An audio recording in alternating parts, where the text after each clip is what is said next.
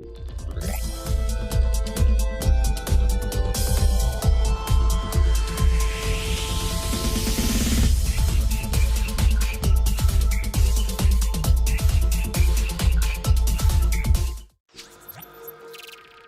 back to another Wildcard fantasy video. We have unlimited transfers just as we did at the start of the tournament going into match day 1, and a few things to really kind of hone in on in this video is that we now can have up to 4 players from the same nation. So it's different to the group stages where you can have 3 players from the same team as you would in FPL. Now you can have up to 4 players from the same team. So be aware of that. There might be a few nations that you really back to go a long way and also to do very well in the round of 16. We'll be talking about that very soon. And be sure to check out my best team selection video, the best unlimited transfers. I covered all of that yesterday night, very late on. I got home late, very late, around like 6 p.m. and dealt with a headache. And then as soon as I was ready, I recorded the videos, and that was mainly after all the games had concluded. So I had all the latest information, but we do have an extra 5 million in terms of budget, so 105 million overall to really bolster our squads. And I think it's possible to build a very strong 15-man team. So let me know your thoughts. If you have any questions, queries or comments, let me know in the live chat. We're going to try to get through as many as possible as always, and let's try to push ever closer towards 20,000 subscribers. And we're also looking to get this video to over 300 likes. It'd be massively appreciated. Let's see if we can reach those targets today, and also going later on maybe with the subscribers, of course. But it's a pleasure to see so many of you here already, and we've still got an hour and 42 minutes until the kickoff, and that's when match day 4 officially begins. I almost said match day 3 there, but welcome to everyone. Let me now just get the chat up and go through all your questions and comments. So welcome Boggy Doggy, what a name, by the way. So you say, yo, on who to use the triple captain. There is no triple captain in this game. If you're referring to the power captain, that really just changes your captaincy to your highest scoring player in your 11. That's all it does. So it pretty much eliminates the captaincy for a certain match day, so you don't have to think about it at all. And really, whoever's in your starting 11, your highest scoring player, will become your new captain as a result of the power captain. So in terms of when to use it, that's a different question. And I'm looking to use it personally between match days 5 and 7. So the quarterfinals, semi-finals or final. And my preference right now is going to be the final. I did Messi, if not Mbappe. Yes, I think both of them are great. If you can, try to have both of them. But if I had to pick one, it probably would be Mbappe. What English midfielder should I use? They all seem to be just getting rotated. Well, the main reason they got rotated in the 3rd game is because they had to lose 4-0 against Wales, which was never going to happen, really. And they were able to rest some key players. I think Sterling and Saka are going to remain first choice, despite Foden and Rashford knocking on the door. But I think Rashford has the best chance of maybe getting a start in the round of 16, if anything. Your top 3 for the 12-man booster, says Dubas. Team Noppert, Martinez, Hernandez, Marquinhos, Sosa, Otamendi, Alba, Olmo, Saka, Bellingham, Klassen, Fernandes, Mbappe, Messi, Richarlison. Great team. In terms of a 12th man, I would probably look towards Gakpo. Maybe Neymar if you're really kind of feeling brave and you think he's going to start. He could be fantastic if that's the case, but that's definitely risky. So maybe I would look towards Harry Kane or Gakpo. I think that's the kind of safest ones. If you want to take a bit of a risk, I would probably go for Neymar there. So hopefully that answers your question. Yeah, Gakpo, look, I'll be honest, I really like him. He did very well for me in match day 3. He was my captain. But there's also Richarlison, Giroud, and you've also got the premium options up front. So he's been very good, but I still might not go for him in the end. Thinking about Giroud, Dumfries, Neymar, Alisson, yes. Neymar, at least Alisson's in my team. The rest aren't, but Neymar, if he's fit, is always going to be a good choice. But Richarlison is actually a lot cheaper, and I do like that about him. But all of them are good choices, by the way.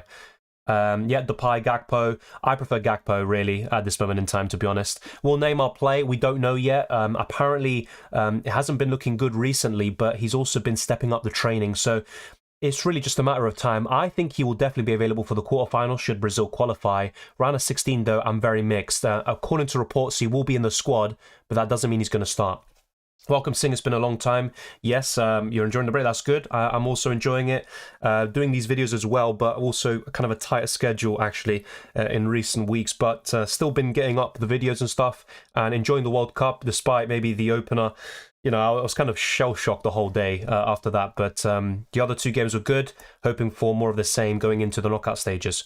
Who to triple captain? Yeah, we answered that. Hopefully you got it. Anyone know if the captain hack still works? I think I know what you're on about. So if you have a captain, he already plays, then you kind of substitute him out for someone else. You can, in essence, have 3 captains. I think it still works, but I wouldn't recommend doing it to anyone. Just stick with the kind of 2 captains. I think that's definitely a loophole / a glitch and a bug, unfortunately. Enzo Fernandez will play. I'd be very surprised if he doesn't. You know, he's been great against Mexico. He came off the bench, scored a great goal, got the assist against Poland, and was fantastic. He had a lot of touches. You know, the only thing that I could really say is that maybe Paredes is knocking on the door. He came on. He set a new all-time record in World Cup history for the most passes, I think, and touches completed for a substitute, and he only played half an hour, so it's incredible what he did. But I think Fernandes, McAllister, and De Paul will be the midfield once again for Argentina. That's the way I'm looking at it. Hi Dylan, the free transfers is not like the wildcard. Once we picked our team, we can't transfer out players after the first game starts. Sorry, I'm going to try to kind of grab a hold of the question. So the free transfer is not like the wild card. Once we picked our team, we can't transfer our players. No, you still can. So we get 4 free transfers after the deadline passes. So in this case, it will be in an hour and 28 minutes time. 28, I can't count. 38 minutes time. So after 3 p.m. UK time, we've got the kickoff of Netherlands, USA. We have 4 free transfers to use. You can get rid of locked players and unlocked players. But in terms of if you want someone for this match day specifically, you have to get rid of someone before they play and also get someone in who hasn't played yet. That's how you can be able to make transfers. So hopefully that answers your question. Yeah, Di Maria will not play. Exactly. I've been talking about this on Twitter and also in my recent videos. He's probably going to be on the bench. So it's not a serious injury, but there is kind of a fine line there, and only kind of 2 days break really from the Argentina-Poland game and now Australia. I think it's a disgrace, just not only for Argentina but also for Australia. They should have had at least another day's rest, in my opinion, but there you go. In terms of who to kind of replace him with, obviously Messi for me is always going to be the number 1 pick, but I would say Alvarez. Lautaro Martinez might not even start. It is predicted that Ángel Correa will come in to replace Di Maria, and I think the rest could be unchanged, although there is a bit of a doubt in terms of Molina versus Montiel as the right back, but really I wouldn't go for Lautaro at this moment in time. I don't think he's 100% fit, and I think we would have seen a different side to him and also more goals by this point if that was the case, but I would go for Messi, and if not, Alvarez for sure. Welcome Nick, good to see you. Best time to use the power captain. We addressed this at the beginning of the stream. I'd probably say between match days 5 and 7. I'm looking at now, it's not a bad time to use it, but the way I'm looking at it, Messi and Mbappe are fantastic captaincy options for me. They're going to be in my team. They're going to be my 2 captains, and I'm very confident of 1 return from those 2 players. So I'm looking to use the power captain later in the competition. What is your position on McAllister? He's only played a few games for Argentina. I think this is like his 5th cap or something, but he was incredible against Poland. Not just the goal, his energy, driving in the midfield, great dribbling, showed pace, and an all-round good performance, and he deserved the Man of the Match award, and I think he will start. In terms of as a fantasy prospect, I actually prefer Enzo Fernandez because he got the goal against Mexico and also against Poland. He got the assist and key passes point. So I think longer term, I think if I had to pick one, it would be Enzo Fernandez. Is this your final team? No. You can literally see it there. It shows the points. So this is my matchday 3 team. And I think in a little while, I will show what I've got in my matchday 4 team, which is similar to the team selection video, but of course a bit different because we do have an extra 5 million. But I'm also going to try limit copying. So I'm making that very clear right now. And hopefully there aren't people waiting to copy. So if that's the case, obviously I definitely will prevent that. Saka or Foden? I think Saka will start. So I'd go for him. Welcome, Alan. Good to see you. And welcome Reza. Kane is my 12th man this match day. Yeah, I think if I still had it, it would be either Kane or I'd take a really big punt on Neymar. So I agree with that. Is Alexander ready to start? We don't know yet, but I think he will be.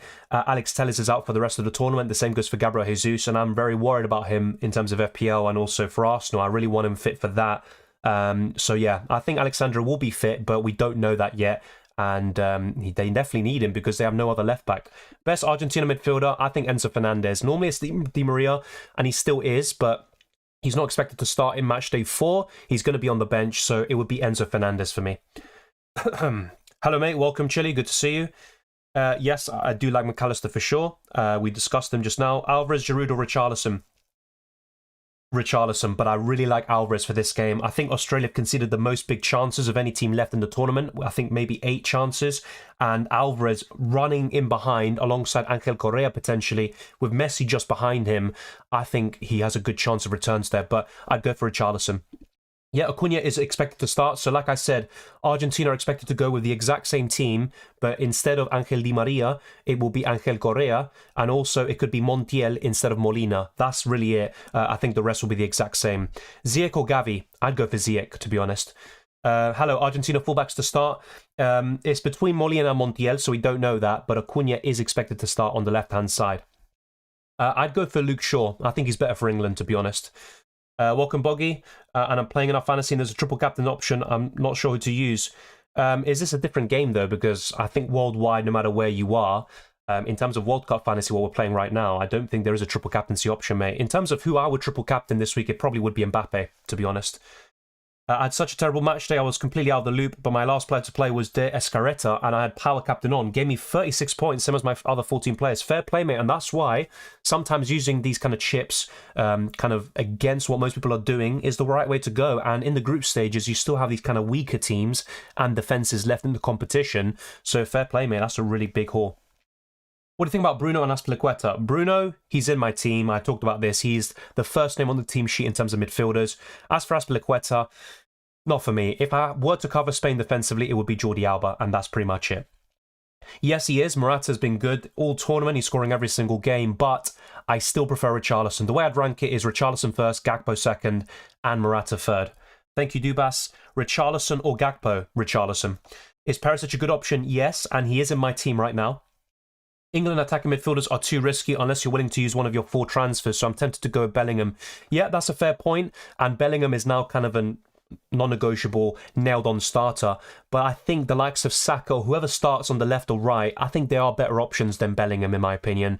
But then again, Bellingham's a quality player. He's been fantastic for Borussia Dortmund in the Champions League. He's got 4 goals in that. He's already scored in this competition, so I think Bellingham's a great pick, of course, but I do prefer the likes of Saka. I have Maguire. Should I double up on England and get short or diversify? Look, I have no problems with doubling up on England. I'm doing it myself, but I would go for Otamendi. Argentina have, in my opinion, one of the best defences. I hopefully haven't jinxed them.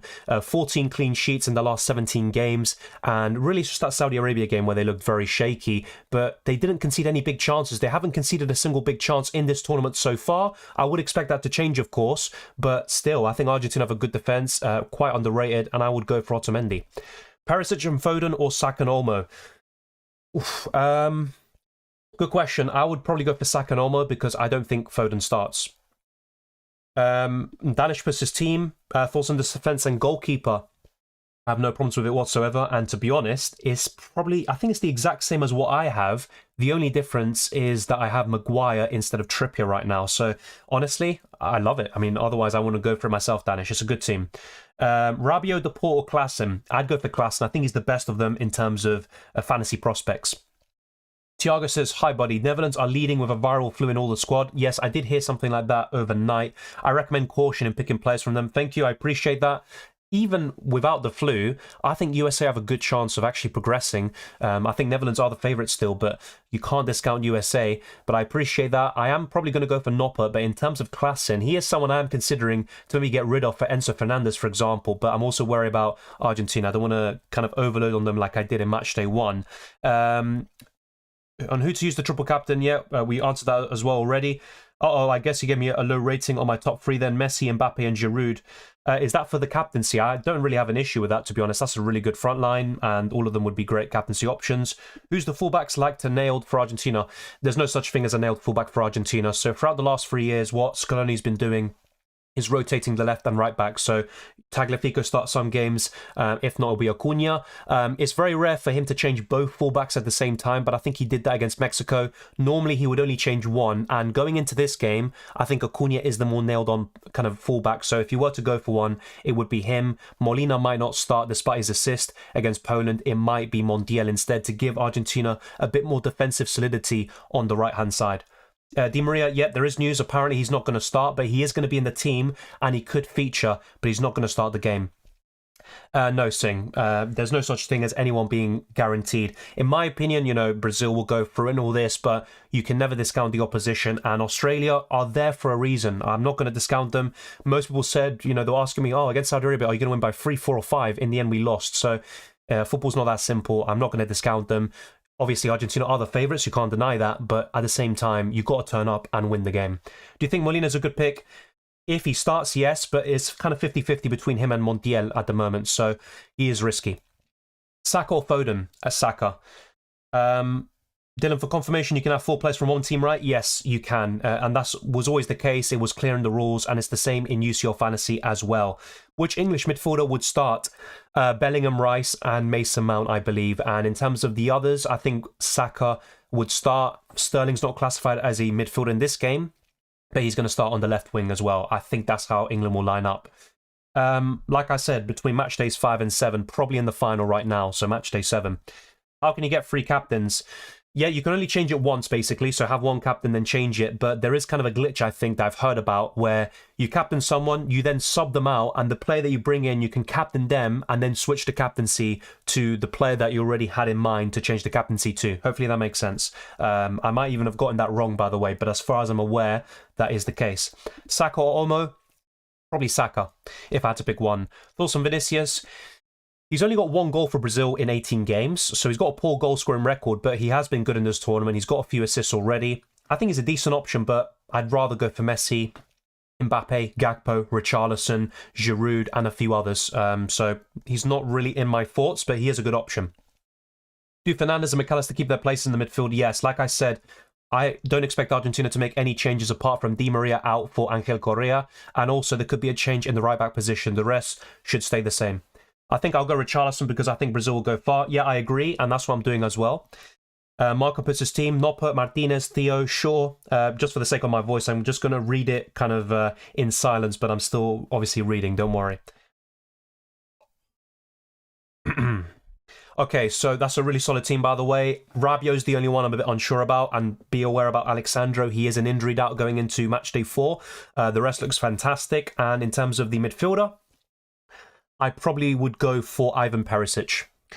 Acuna plus Saka or Otamendi Bellingham? Probably Acuna and Saka. Long-term Otamendi's better than Acuna because there could be a chance of Tagliafico starting if Argentina progress, but that's kind of my take on it. I pick Olmo in every match day, liked him with Asensio, but then he is only playing in the line, always wide open. To be honest, Olmo has impressed me. He almost scored as well, a crucial goal against Japan. He looked very good in match day 1, of course, and in match day 2, he was probably Spain's best attacker, or at least up there. So, yeah, I do agree. What are your thoughts, mate? Yeah, I'm open to replacing him as well. I don't think he's kind of nailed on in terms of, you know, in my squad. I don't think he's the greatest 8 million option, but he is a good choice, and I think Morocco could be fairly decent and a tough opposition there for Spain. Thank you, Singh. Your work ethic is insane. I got burnt out just watching your streams. Fair enough. Yeah, I do have that effect on people. I do burn people out, you know, with these boring streams. But no, it has been a bit tough. I think over the last week, basically, I haven't really had as much time, but I've been able to get the videos and the stream up now, which I'm happy for. But yeah, it's kind of non-stop anyway. You know, we've got football every single day. I think all of us are a bit burnt out by this point. What are your thoughts on De Jong? I think he's a good option, actually. Better than I thought in this game, but I still prefer Klassen, to be honest. Modric or Perisic? I've always said this. For me, Perisic, he's a better fantasy option. Modric is the best player Croatia have, probably the best of all time, and also one of the best midfielders in history. But in this game, and also in any fantasy game, I'd always go for Ivan Perisic. The only thing that Modric has over him is penalties. I'd go for Richarlison, mate. Even with without budget in mind, I think Vinicius won't score as many goals as Richarlison in this tournament. Marquinhos with Perisic or Alba Rabiot? Marquinhos and Perisic all day long for me, mate. Ziyech or Perisic? I'd probably go for Perisic. All right, so let me just show you what I have in terms of some differential players. Obviously, Bruno Fernandes, he's not really a differential. He's someone who's in my team, but the rest are going to be players that I don't think make the final cut for me, but they are definitely worth mentioning. So Turner is one of them, and you know, we're all going for Noppert. But if you want a 4.5 million goalkeeper, I think Turner's great. He's only conceded one goal in this tournament, and it was a penalty. And also for Arsenal, he's only conceded 1 goal. That was also a penalty. He's been very impressive, and the USA, you know, they probably should have topped the group, to be honest. My second goalkeeper that you can see here is Emi Martinez. I think if you want to double up on Argentina defensively, that's fine. I just wouldn't triple up, and I wouldn't underestimate Australia. But Martinez is a good goalkeeper choice there. We've also gone for Acuna. As you can see, he is expected to start against Australia, but be wary, long term, it could be Tagliafico coming in if Argentina do progress. You've also got Jordi Alba, and I think Morocco could score there, but if you were to go for any Spanish defender, Jordi Alba is clearly the one to get with the assist threat he's got. Then we've gone for Kieran Trippier. He got the rest, obviously, and I wouldn't expect Kyle Walker to start over him, and I think Trippier will start, but long term, if you want kind of nailed on England defenders, Luke Shaw, Maguire, solve your issues there, and then Denzel Dumfries is a really good choice. But as I've said in my recent videos, if I had to cover Netherlands defensively, it would be Noppert in goal. And also be aware of what Thiago said, there is a possibility of Netherlands having a viral infection throughout the squad, so it could be 6-7 players with the possibility of missing out against the USA.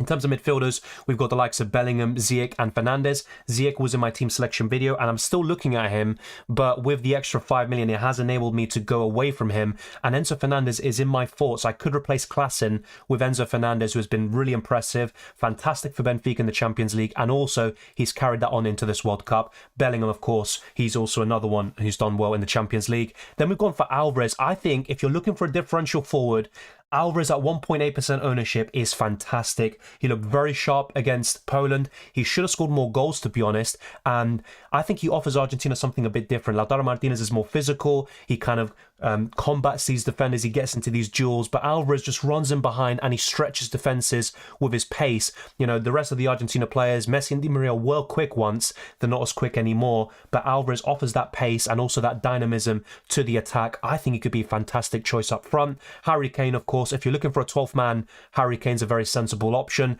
And then Vinicius Jr. is another one that I'd highly recommend. But another one I prefer even more so, and I've always talked about him, is going to be Cody Gakpo. As you can see there, Richarlison is in my team. I talked about this in my team selection video as well. There won't be too many surprises once you see my final team, but Gakpo, it's kind of hard to leave him out. At the moment, I am doing that. And the other options I haven't really mentioned, of course, are on my bench. Bruno Fernandes, I think he's the must-have midfielder. You've got Asensio as well. If you don't want Olmo, maybe another Spanish midfielder. And also Cancelo. You could actually feasibly go for 3 premium defenders in this game, but I'm probably looking to stick to 1 or 2 and also invest more money in the midfield and the attack. But let me know your thoughts on some of these options. You might have some of these, and you know, there's some really good picks in here that could do the job, not only in the round of 16, but also going forwards should these nations progress. So that's kind of a breakdown. Like I said, later on in the stream, the plan is to show you my team, but I'm also trying to limit copying. No Mbappe, wow, no, he is in my team. This is not my team right now. I've made that very clear. Yeah, Thiago, this is not my team. Like I said, this is just kind of a quick team put together. And in terms of, you know, oh, why'd you have Asensio? Yeah, he could be on the bench. Yeah, fair enough. Why do I have him? I think he still has a good chance of starting in Matchday 4. Spain did rotate quite a bit in Matchday 3, but I think if they stick to something similar to what they did in the first 2 matchdays, they should be fine. But it's a good question do you raise. Alvarez or Richarlison? Richarlison still for me, but Alvarez is a really good option. Is Alvarez a better pick than Richarlison? No. I mean, it's kind of debatable. I think maybe for this matchday he could be, but no, not for me. Enzo Fernandez or Perisic is really close, but I'd go for Perisic. Is Richarlison a better pick than Vinicius? I believe so.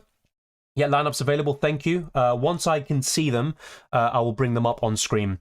Also, Mbappe, I think he's the best option this week. Obviously, like I said, what you see on screen are some different players that I'm not going to have in the end, apart from Bruno Fernandes. So just take this with a pinch of salt. This is not my final team. Mbappe is in it. The same goes for Messi. The poor, good option or upgrade. He's a quality player. I know he hasn't shown his best version in this World Cup, but in terms of fantasy prospects, not for me. I wouldn't go for him. Kane or Richarlison? Richarlison. Foden or Saka? I believe Saka will start. Di Maria is not expected to start today. Should I organise my team? Sorry, I just missed the question because it kind of went down.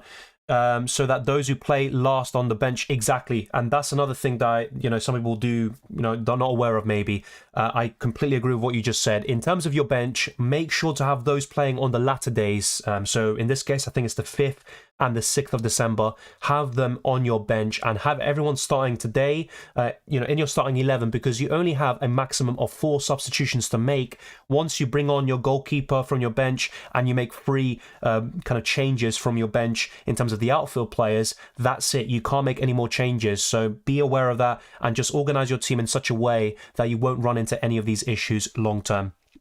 Which 2 out of Kane, Messi, Richarlison, Gakpo, Mbappe? Messi and Mbappe for me. Remember, guys, there is always upsets, as we saw in the groups. Exactly, I agree, Harry. Don't just go for France, Brazil, Argentina. I've said the same thing.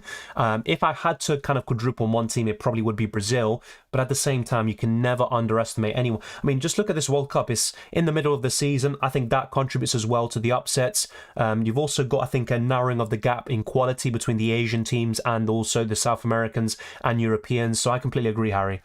My team, like I said, I'll show it very soon, but I'm also trying to limit copying. Welcome, Casifo, good to see you. 213 points overall rank, 221. I'm 47th in your league. Really good stuff. Just be aware with the leaderboards, you know, there is kind of some inconsistencies. You know, the ranks that you can see on screen for me, they might not be correct, but hopefully it is right in your case, and that's a really good stuff. Yeah, Vinicius, I think he probably has a chance of scoring in this match day. I do agree, but long term, I do prefer Richarlison. I prefer Olmo just about. Yes, C4 ammo, we answered that question already. Zaid, everyone gets the extra 5 million. There is no kind of prejudice. Everyone gets 5 million extra. Netherlands lineups out. Yep, thank you. I will go through it very soon. The deadline is when the game kicks off. So Netherlands USA is at 3 p.m. UK time. So we've got 1 hour, 18 minutes. Do you have 4 players from a single nation? I don't believe so. I've got triple Brazil. I think I've got 2 France, 2 Argentina, maybe 3 England, but I don't have a quadruple in any team. And I'm not saying you can't go over quadruple, but it's definitely risky, as Harry said earlier. Thiago says I have some doubts in 2 spots in the midfield. From this 4, who would you choose? Gavi, Pedri, Bellingham, Perisic. Bellingham and Perisic for me. I think they're the best options. I have 12th man. Would you use it? No. While the weaker teams are still in, who would you go for? Yeah, if I had the 12th man, I'd use it now, and it probably would be on Harry Kane. If you want to take a bit of a risk, you think Neymar's going to start, he's also another one to consider. Maybe Gakpo. I'm getting a lot of Gakpo Richarlison questions, so let me just feature one of them and answer it. So I would probably go for Richarlison. That's what I'm doing myself at the moment, and if you include Giroud in the mix, I'd still go for Richarlison. I'd go for Klaassen at the moment, but it's really close, and I am considering Enzo Fernandez. He's been fantastic in this tournament. Will Neymar start? I don't think so, but he is stepping up the training. Dembele, good option. Dembele is going to be playing Poland. Argentina playing Australia. Obviously, France can't play Australia because they were in the same group. France won 4-1 on that occasion. I wouldn't go for Dembele anyway, I believe. I'd rather go for Giroud and Mbappe. Welcome, Marco. I'm doing well. What about you? Thank you for tuning in. What do you think about my attack? Kane, Messi, Vinicius, and Mbappe as my 12th man. No problems with that whatsoever. The only thing I would say is that long-term I'd want Mbappe. If France progress, I think he's a great option. So I'd rather have Mbappe than have Vinicius as my 12th man. But I understand why you did that, because it gives you a bit extra money. I think 1 million extra, if I'm not mistaken, to then invest in other areas. So it's good. Really good attack. Should I double up on Brazil defense? I'm doing that. So it could be Alisson and then a defender like Marquinhos. That's what I'm doing. I think that's fine. I maybe wouldn't quadruple up on the defense. Maybe that's a bit too far, even for Brazil. But a double or triple up on Brazil defense is fine, I think, in this game. Of course, it can backfire, but Brazil have one of the best defenses, so it's fine. I'd go for Ziyech, I think. It's really close, and Pulisic is a great option, but I think I'd go for Ziyech. I've answered this question already many times before, mate. I'd probably go for Saka because I think he will start. McAllister or Pulisic? I'd go for Pulisic. Yeah, sure. He's in my team. He's a fantastic option. Your thoughts on Acuna being taken off before 60? Yeah, that's a good point. I think he was taken off around 58 minutes against Poland. That's a fantastic suggestion. And yeah, I think that's something else to be, wary about. He's not in my team. Like I said, he's just someone to highlight. If you want a cheap way into the Argentina defense, he is the guy. He played poorly against Poland, but normally he's much better than that. He's good on the ball. He's kind of an all-rounder. He's strong. He's quick. But yeah, I think that is also a kind of a concern going forwards. If Argentina are defending a lead, he could come off. And he's also been struggling with an injury problem since June.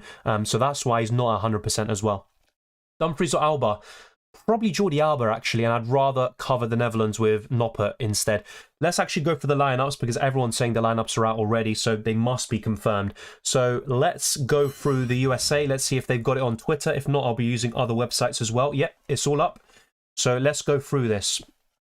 So Matt Turner, Dest, Zimmerman, Adams, Robinson, Musa, McKennie, Ferreira, Pulisic, Ream, and Weah. So as expected, Pulisic is available after his injury in matchday 3. The USA have got their best possible team, and that's a strong lineup, and the USA could win here today. I would not be surprised at all. Let me know your thoughts on this lineup, and I think Turner and Pulisic are the main ones to highlight from this team. All right, now let's move on to the Netherlands. I think most of us will be very interested in that. So let's see if they've put it up on Twitter. Sometimes some of these nations are a bit slow. So yeah, for example, the Netherlands haven't uploaded anything yet. So let's go through SofaScore. So this is the official Netherlands lineup. So Noppert in goal, Timber, Van Dijk, Ake, Dumfries, De Roon, De Jong, Blind, Klaassen, Gakpo, and Memphis Depay. So an unchanged team from their 2-0 victory over Qatar. Really good stuff, and we can actually show you both teams at the same time using SofaScore, and also we could use the likes of, let me actually use LiveScore. You can see both of them here. So yeah, those are the lineups for Netherlands and USA. Thank you to those of you that reminded me. The lineups tend to come out a bit earlier than just the 1 hour before kickoff. So in terms of the deadline, for those of you asking, we have until 3 p.m. UK time, so that means 1 hour and 13 minutes from the point that I've answered that question. So that is going to be the team at the moment. Best Brazil defenders, well, they've got a lot of issues on the left-back position. Telles is out for the tournament, Sandra's is out, so I'd probably say Marquinhos is the best one, and also Alisson to cover them defensively. Who do you think starts fullbacks for England? I think Shaw and Trippier. I think that will be quite simple. Good options from Japan and Korea. From Japan, I would say Kamada, and I would also maybe look at... It's a tough one because a lot of their best players, in my opinion, are on the bench. Tomiyasu, Mitoma, even Asano as well. But I'd probably go that way. Even Gonda's not a bad choice at 4 million, but I don't expect a clean sheet for Japan in any stage now, and they haven't kept one so far in this competition. So probably Kamada. In terms of Korea, I'd probably look at Hwang Hee-chan or maybe Kim Min-jae, but honestly, I'm not looking at Korea defender. If anything, it would be an attack, and I'd probably look at Hwang Hee-chan, but at the same time, they're facing Brazil, and I think Brazil will win, but of course, let's wait and see what happens. For Netherlands, for me, fair enough. I think the USA have a good chance. This is actually one of the tougher games to call. I think Netherlands will progress, but I don't have enough confidence to go for 4 of them. Ake or Sosa? Good question. I'd probably go for Borna Sosa. Richarlison and Messi or Alvarez and Vinicius? Richarlison and Messi. Olmo and Sosa or Alba and Perisic? I would go for Alba and Perisic. It's a close one though. If players go to penalty shootout, so if a player like Asensio scores twice, once in full time, 120 minutes, then in penalty shootout, then the player gets 7 points for goals scored. No, so if it's only goals that happen during normal time and also extra time. Penalty shootouts do not count towards goals or penalty saves, nothing like that. So penalty shootouts do not contribute towards your points. So don't, worry about that. It's about extra time though. If Asensio scores twice in 120 minutes, he will obviously get the goals, even if it's in extra time. So hopefully that clears your question. Yeah, like I said, I'd probably go for Sosa, and you can cover Netherlands with Noppert instead. Daniel out for the whole World Cup. Militao is safe. Danilo, no, he's not out for the whole World Cup. They're actually quite optimistic he could be available in the round of 16. It's actually Alex Telles who's out for the whole World Cup, and Gabriel Jesus as well. And also another doubt is going to be Alexandro. But no, Danilo is not out for the whole World Cup. The 2 best 6 million defenders, probably Jordi Alba and probably between Cancelo and Dumfries. It's definitely between those 3. And if I had to pick 2 or leave someone out, it probably would be Cancelo, I think. Thoughts on Kyle Walker? It's possible, but I don't think so. I think Trippier will start. Is Enzo Fernandez, let me just try to get this question up again, a starter though? I mean, I don't see any reason why he wouldn't be. Going into this tournament, he wasn't. The midfield 3 was Lo Celso, Paredes, and De Paul. Paredes is not at full match rhythm. Lo Celso is injured for the whole tournament, which is a big shame. Enzo Fernandez at this moment in time will probably start. Like I said, it's completely up to you what you do. But based on what we've heard in reports recently, it looks like it's going to be an unchanged midfield, and Argentina will only make 2 changes overall, which I've already covered in this video. Morning from New Zealand. Morning, Justin. Trippier. I like him, but he's not my favourite defender. I'd rather go for Shaw and even maybe Maguire. No, Di Maria is not expected to start. It looks like Correa will take his place. Thorsten De Paul, quality player, integral to Argentina. He hasn't been at his best in this World Cup, but I think he's been improving. First game he was awful. Second game, he struggled in the first half, but he started building his confidence again, and he's a good option. But in terms of fantasy prospects, I think there are better choices. Even at 500,000 more, Kamada, I'd rather go to Klaassen at 6 million, and you've also got Enzo Fernandez. I think they are better picks as well. Any Australia picks? I think McGree could be a good budget option. Even you could go for Ryan in goal. But in terms of fantasy prospects, Australia could win, by the way. But in terms of You know, I wouldn't be able to kind of tell you the best options they have from a fantasy perspective, to be honest. I think they could share the goals, and there's not really one clear standout. Of course, Australians could correct me there, but from my personal perspective, from what I've seen, there's not many standouts from Australia from a fantasy perspective, but they're a good team, and they can win, and they can go quite far in this competition, but I'm not so sure about them in terms of fantasy points. Best Brazil defender, I think Marquinhos. Will keep that very simple as well. Klaassen or Rabiot? That's him. Richarlison or Gakpo? Richarlison. Let's now go back to my kind of differentials team, you could say, that I've shown you. And we will show you my team very shortly as well, I believe. Maybe after the deadline, but if not, it could be just before. How come Di Maria's not supposed to start? Because he's been having some issues. I think he's got a muscular overload. That's what it's been described as. And it's kind of a bit of tightness in the muscle. And with only 2 days, really, between the Poland game and this, you know, it's just not ideal. And there's no kind of real need to risk a big injury that could impact his club career as well. And I think Argentina can replace him. Of course, Di Maria, for me, I really want him, you know, in these kind of clutch games. And if Argentina do progress, you know, Di Maria is needed to win any other kind of possible games potentially. But yeah, that's why he's not starting. Good question. I think he will start.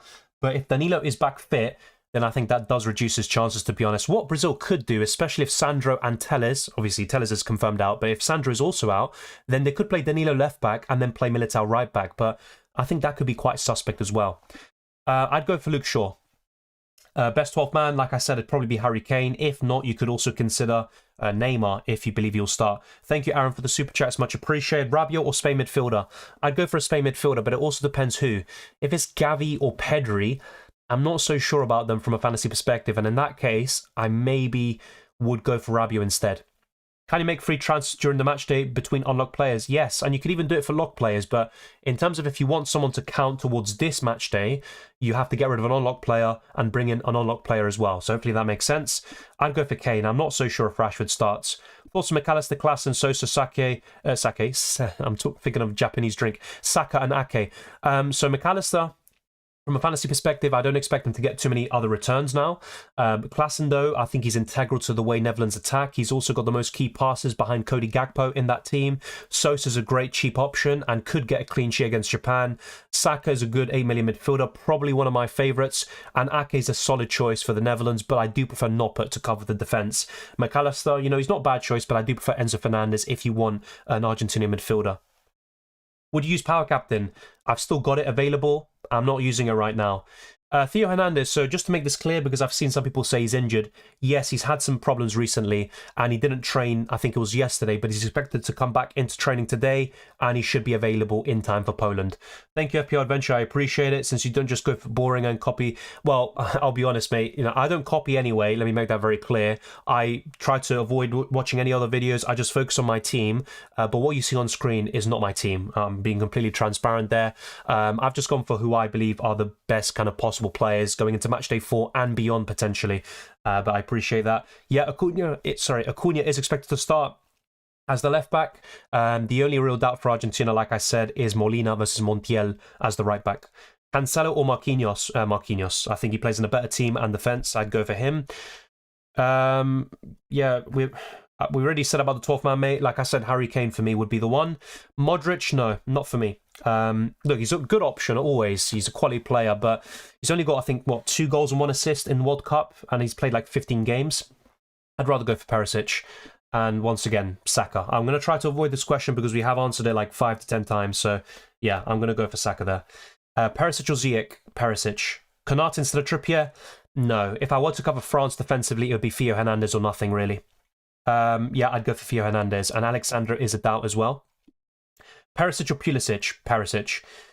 Thank you, Marco. Alexandra returns to the starting lineup of the Brazilian national team in the round of 16 against South Korea. He has recovered from the injury and will play. Thank you, Marco. I appreciate it. Like I said, I expect him to be available anyway, especially with Telles out for the rest of the tournament. But I appreciate that, and I might make a change and go from Marquinhos to Alexandra in that case. I'd probably go for Otamendi, sorry. And you could cover Brazil defensively with Alexandra, as Marco just pointed out. Dylan, 5 must-have players. I wouldn't say anyone's a must-have, but I'd say Mbappe, Bruno Fernandes, a Brazilian defender or goalkeeper, maybe Messi, and a 5th one would probably be... Must-haves. I mean, that's a difficult question. Maybe an England defender as well.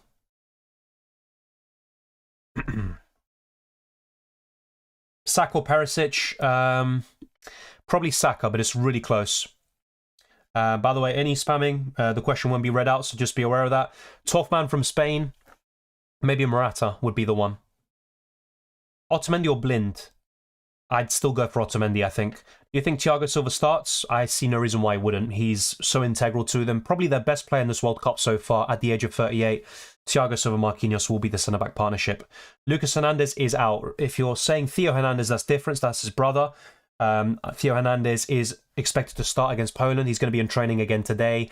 But Lucas Hernandez is out for the rest of the tournament. And he's also, I think, out maybe for the rest of the season, if I'm not mistaken. Bruno Fernandes, yep, he's in my team. He's fantastic. I don't really see any real need to really discuss him. I think he has to be in our teams. The only kind of maybe downside is that he's facing Switzerland, who could knock out Portugal. I think Switzerland have a good team, and they were a bit unlucky against Brazil. They probably should have gotten something there. Thank you, Ramzinho. I appreciate it. And thank you to those who have also dealt with it. Thank you, Harry, for dealing with that. Konate might not start. Is expected to be Upamecano and Varane. Exactly. That's also another reason. France are dodgy defensively. You know, Konate is not even nailed on, and Theo Hernandez is the one that has the attacking threat. So completely agree there. Take a risk on Sandro. Well, I'm not sure how reliable that journalist that Marco said is, but I think Sandro will start. Marquinhos just saves you that bit of a headache. Marquinhos will start, and he's also got that kind of attacking potential from set pieces. I think it's worth taking a risk on Sandro. You can always use one of your 4 free transfers to deal with it. It's not a big deal. I'd go for Pulisic and a cheaper goalkeeper there, BB. Yeah. Any Brazilian defenders?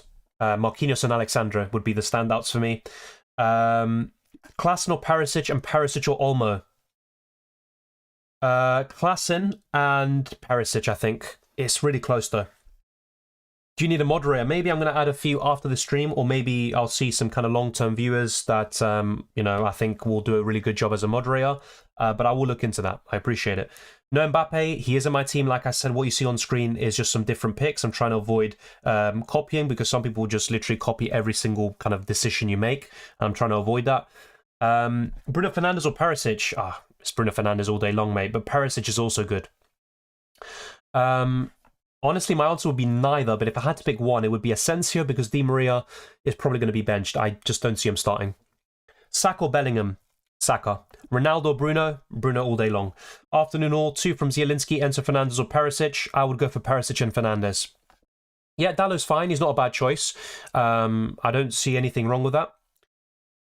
Also, I think Guerrero is out. So Guerrero's out, Nuno Mendes is out, so they could kind of change a little bit and put Dalot as the left back, or Cancelo as the left back, should I say, and Dalot as the right back. Brazilian defender likely to score? I'd probably say Marquinhos, to be honest. It's probably, you know, from a set piece, one of Thiago Silva or Marquinhos, and I'd go for him. Pulisic or Perisic? I'd go for Perisic. You prefer Bellingham or Saka? We just went over that. Sosa or Maguire? Maguire, if you can. Perisic or Modric? Perisic. Perisic or sorry, my voice is completely gone. I'd go for Perisic there. Once again, I'd go for Perisic there as well. Vinicius to Paul Nopper or Alvarez, Perisic, Emi Martinez is Danish. Probably Alvarez, Perisic, and Emi Martinez. I think that's the better one, yeah, for sure. Thoughts on Dumfries for initial captain? I wouldn't go there, personally. Look, if you have a good feeling about the Netherlands, go for it, but I just don't really see it myself. I would rather just go for Messi and Mbappe. If not, maybe Bruno Fernandes and Richarlison. Richarlison or Rafinha? I just got asked. Let me just try and get it up on screen. I'm kind of losing this in a sea of questions. I'd go for Richarlison for sure. Otamendi or Shaw? Probably Shaw, but I like Otamendi a lot. And I think maybe Otamendi on paper has the better chance of a clean sheet, potentially. Gakpo or Klaassen? Kind of as a one-on-one player, it'd be Gakpo, but I'm going for Klaassen myself because I also want other forwards instead of Gakpo. Best midfield instead of Klaassen? Best midfield instead of Klaassen. Around the same price, probably Enzo Fernandez, and another one would maybe be Ziyech. The deadline, like we always say, is going to be at 3 PM UK time, so it's when the first game kicks off. It's very simple stuff. Yeah, Moroccan players, obviously Ziyech is the standout. Then you're looking at a Gerd, and maybe even Hakimi. From Spain, you're looking at Olmo. Morata is probably the best one. Jordi Alba. I think that's the way to cover them. I would go for Olmo right now. And also with this question, I'd go for Olmo as well. Should Acuna start? I think he will start. Should he? Based on his last performance, I'd say no, but I also know what he's capable of, and he played really well, I think, when he came on against Saudi Arabia and also against Mexico. Maguire, like I said, the pie and underrated shout, potentially, but he hasn't really shown enough in this tournament. You know, he's come back from a long-term injury. I think Gakpo's the informed Dutch attacker, so it makes sense. Otamendi or Dumfries, I'd go for Otamendi. Pie or Gakpo, I'd go for Gakpo. Ziyech or Rabiot, Ziyech. Is Di Maria playing? He's not expected to start. So, by the way, we've gone through like so many questions, so many different kind of conundrums and stuff. So, if you haven't already, you know what to do. Smash the like button and subscribe for new. My voice is completely gone now, and hopefully I can take a little bit of a break after this. But yeah, it's completely gone. But let's keep on pushing. We're trying to get to over 300 likes and also pushing on towards 20,000 subscribers. It'd be massively appreciated, and it really helps out the channel. And I appreciate all of you that watch the team selection video and also the unlimited transfers. All right, so let me just get that super chat. Thank you very much, Aaron. I appreciate it. Perisic or Olmo, or Asensio or Ziyech or Pulisic. If I had to pick one, it's between Olmo and Perisic, and I would probably go for Perisic. Is my gut feeling. I'm going to go for him. I think if I had to pick one now, it would be him. So Perisic, then Olmo. I think the kind of way you ranked it is good. So Ziyech would be third, then Pulisic, then Asensio last. Thank you very much for that super chat, mate. It's much appreciated. Enzo Fernández o Klaassen. En este momento yo tengo a Klaassen, pero Enzo Fernández está jugando un gran torneo, así que es difícil. Pero en este momento voy con Klaassen para Holanda. Alba or Hernandez? Probably Hernandez. Any news about English 11? Not news, just I can give you a prediction, but that's obviously not the same thing. I think England will just go for what they did in the first two match days. If there isn't one possible change, it could be Rashford coming in, maybe for Saka, for example. But yeah, I think most of it will be quite what we expect. England defenders in order. Luke Shaw first, probably Maguire second, Trippier third, and John Stones fourth. No Messi, he is in my team. Like I said, I'm trying to avoid copying. Klaassen or Olmo? Klaassen. Klaassen or De Jong? I'd probably go for Klaassen. Who are the best Netherlands assets? Without thinking about, you know, other circumstances such as price and all of that, it would be, I think, Noppert first, Gakpo second, Dumfries third, and Klaassen fourth. I think that's the best way to rank it. I've currently got Noppert and Klaassen. Do you get 2 transfers during the match day? We get 4. We get 4 free transfers. We discussed this in some recent videos as well, and that's why I've used the wildcard already. Main predicament is how many Brazil, Argentina, England defenders out of 5 spots. Yeah, I agree. I think the midfield is a bit tough, you know, kind of to find the players in the first place. But in defenders, you know, you can cover any single one of those nations. You've also got Theo Hernandez and Alba and many others like Cancelo that also are worth considering as well. In terms of who to choose, it's completely up to you. What do you think is going to happen in these games? How far do you think these nations will go? You look at Argentina and Brazil's kind of run to the final, you know, or at least at a semi-final. It does look quite promising, but at the same time, you can't discount any opposition.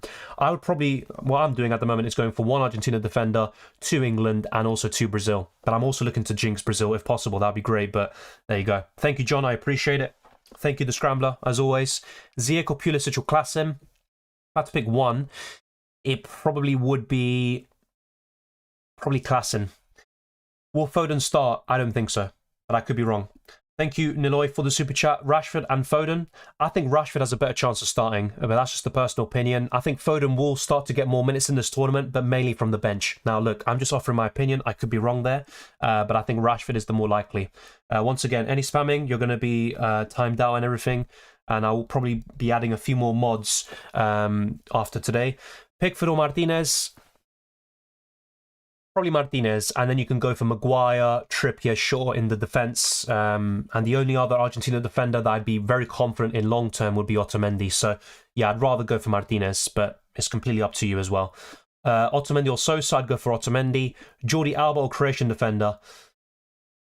I mean, the Croatian defender in my kind of view would be Gvardiol, or even better still, Borna Sosa. I'd go for Jordi Alba though if money isn't an issue.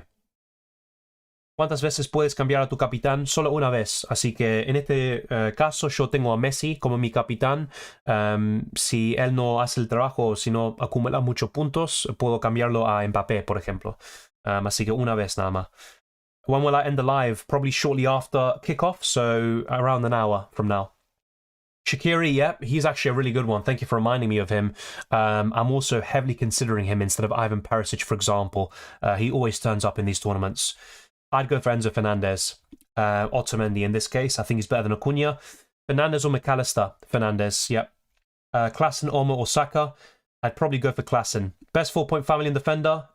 Thank you, Lost. I would probably say Acuna. For this game, long term, it probably would be Borna Sosa potentially, although I'm not sure if Croatia will, reach a semi-final or final. It's possible, but yeah, I think that's how I'd go about it. We have 9 free transfers for quarterfinals, right? Technically, yes. We get 4 free transfers now, and we get 5 going into the quarterfinals. So you're absolutely right there, Marco. Otamendi or Sosa, some of these questions are already answered. Try not to spam, please. Do you think Acuna will play? We've been over this many times. I'll just answer this one more time. In terms of Argentina, they're expected to have an unchanged 11 with the exception of Di Maria. He's expected to drop to the bench. Ángel Correa comes in, and there could be a change in the right-back position. So Molina could be making way for Montiel. The rest should be the same. Mason Mount, no, not for me. Obviously, if you feel differently, go for it. Yep, we answered this as well already. Gakpo Alvarez. Gakpo, I think, is a good... Just with the form he's in, he's been so consistent. Probably Gakpo, but Alvarez against Australia is a fantastic differential. I've talked about this before as well. I'd go for Alisson out of those two. Giroud or Kane? I'd go for Kane. Yep, of course, Harry Kane's always a shout. He hasn't scored in this tournament yet. I think that will change today. Today? Tomorrow. Whenever they play. Alvarez or Depay? Alvarez. Just because I haven't seen enough from Depay yet. Lloris or Alisson? Alisson all day long for me. Best keeper if money's not an issue? Alisson. For me, all day long. My Moroccan bias has gone good so far, so no Spain for me and Hakimi and Ziyech for me. It's kind of different because my friends, what they do is they jinx anyone who's playing their team or country. So, if they were in your situation, they would be bringing in 3 or 4 Spain players to jinx them. So that's kind of funny to see how people are different there. Yeah, Bellingham's always a good choice, but I do prefer Saka if he starts. The same goes for Rashford and any of these wingers, really. Is it good to have 0 budget, or should I downgrade for a little bit to play around with? My advice would be to just go for what you think is the best 50-man squad. Don't think about budget too much. So if you have a better team, in your opinion, and you've got 0-point family remaining compared to filling up all of your team for the sake of it, just go for what you think is better. That would be my advice. I think that's just the way to go. Also, Bernardo Silva, quality player, but I'd only go for Bruno Fernandes really from the midfield, to be honest. My favourite moment of the tournament so far, probably Messi against Mexico. Obviously, I'm biased there. I support Argentina. I lost my voice multiple times. I screamed every single goal. I think the penalty against Saudi Arabia, less so, but every other goal, I've kind of lived it like it was a knockout game. Yeah, Messi against Mexico, because it's such a relief as well, that moment. And it was a quality goal. It came out of nowhere, you could say. And also, after that point, Argentina started playing very well in this tournament. So that's going to be my favourite moment so far. Best budget forwards, Alvarez, Richarlison, Gakpo, Giroud. I think those are all the best options in terms of budget forwards. Bellingham or Klassen, I'd go for Klassen. Pulisic or Ziyech, I would go for probably Ziyech, but it's a really close one. I'd go for Gakpo out of those two over Kane, but it's a really close call. Yes, I am Argentinian. Yes, I am. I've got dual nationality, but I am from Argentina. ¿Recomiendas poner a los jugadores que van a jugar hoy? Obviamente, nunca tienes que poner los que juegan hoy en tu banco, nunca. Y también puede ser muy difícil porque si pones a algunos jugadores que no juegan más tarde en la semana, también puedes usar 4 sustituciones y después no puedes hacer más. Así que no hagas eso, por favor. Messi or Mbappe for capitán. Just keep it simple. Go for Messi first, and if he doesn't do well, you can switch it to Mbappe. So if you want both of them as your captain, you have the opportunity to do that. I've gone for Acuna instead of Otamendi. That's fine. Yeah, that's completely fine. Should be fine for round of 16. If Argentina progress, though, there is a chance Acuna doesn't start in the later games, but of course, let's wait and see. Of course I have. I've been to Argentina many times. At one point, I was going every single year. Would have gone again had it not been for COVID. but I've been, I think, 7-8 times already. Yeah. Messi or Ronaldo, I mean, I'm Argentinian, I'm always going to have a bias in this regard, but in terms of, in my opinion, as a footballer, Messi for me all day long. Gakpo, Richarlison. Alba or Sandro, if he's fit, it would be Sandro, I think. Top 5 midfielders, regardless of price. Bruno Fernandes first. I'm not sure about an exact ranking, but Bruno's definitely first for me. Then I would probably say, it's a close one, by the way. It's a really close call. Let me just bring up what I have as well. So give me a second. So the kind of way I've ranked it. So, wait, what? Oh, okay, sorry. I'm confusing myself there. So in terms of best midfielders for me, Bruno Fernandes first. I'd probably say someone like Saka second, or whoever starts there for England. Could be Foden, could be Rashford. I think Rashford might be a midfielder, but anyway, forget that. Third place, I would go for probably Dani Olmo. Fourth position, Klaassen, and fifth Perisic, something like that. That's what I'm looking to go for at the moment, but there's so many midfielders to kind of talk about, but I don't think there's many standouts really, but those are some of the best midfielders in the game for me. All right, let's go back to your questions. Just a quick water break, which I definitely need. All right, let's go back. Let's get this up. All right, so best Argentina defender, Otamendi for me. 5 million, nailed on. Got a bit of attacking threat, although you'd mainly expect one goal from him in this tournament or something like that, but Otamendi for me.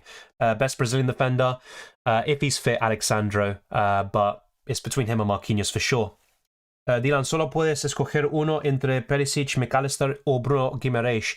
Para mí Perisic, simplemente él tiene un récord muy bueno para Croacia. McAllister es un buen jugador, pero tampoco creo que va a haber muchos goles y asistencias de parte de él. Y Bruno Guimaraes, no sé si va a empezar los partidos. Para mí Brasil va a ir con Lucas Paqueta, Casemiro y Fred, y cuando vuelve Neymar pueden revertir a lo que hicieron en la jornada 1 y poner Neymar, Vinicius Jr., Rafinha y Richarlison, y después tener Casemiro y Lucas Paqueta. Así que para mí no va a empezar Bruno Guimaraes, y yo iría por Perisic. Molina or Acuna? Acuna, because Molina is a doubt to start. It could be between him and Montiel. He's not injured or anything, but there is a chance he's going to be benched. Who's the best 12th man? Probably Harry Kane for me. It depends who you have, because if you don't have Mbappe, then obviously it's going to be Mbappe, but I'm assuming you have him already. I'd go for Harry Kane. If not, probably someone like Gakpo, or even you could say Neymar if he's fit. Isn't Gakpo against USA a better option than Richarlison versus South Korea? I don't think so. I think there is a bigger gap in quality between Brazil and South Korea compared to Netherlands against USA. I think that's more of a tighter game. And Gakpo, I think he doesn't have as high a ceiling as Richarlison. As we saw match day 1, Richarlison got a brace, and Richarlison is playing up front for arguably the favourites of this tournament. And he's up against South Korea, who, no disrespect, they're obviously done very well to get here, and they could cause problems, but defensively, I don't see them keeping Brazil out. So it's Richarlison for me. Is taking an English midfielder a risk? Yes, it is a risk, because you've got Foden and Rashford knocking on the door. Sterling and Saka are the first choice at the moment. I'd go for Messi, Wei-Seng. If you don't have Messi, I'd go for him, to be honest, over Harry Kane this week. Morata, Richarlison, Kane. Richarlison first, Kane second, Morata third. Best Di Maria replacement? I'm not sure who you have, but you could consider a Spain midfielder. Hakim Ziyech is fine as well. Perisic could be the one, actually. I'd say Perisic could be the one for you as well. In terms of when I'm showing my final team, I'm not too sure yet, but I will try to do that very soon. Like I said, I'm trying to avoid copiers. Will Trippier play? I believe so. By the way, I'm trying to select the right question, so here you go. Who are the top 5 goalkeepers? Alisson first. Noppert second because of price. In third position, I'd say Emi Martinez. In fourth place, probably Pickford. And in fifth position,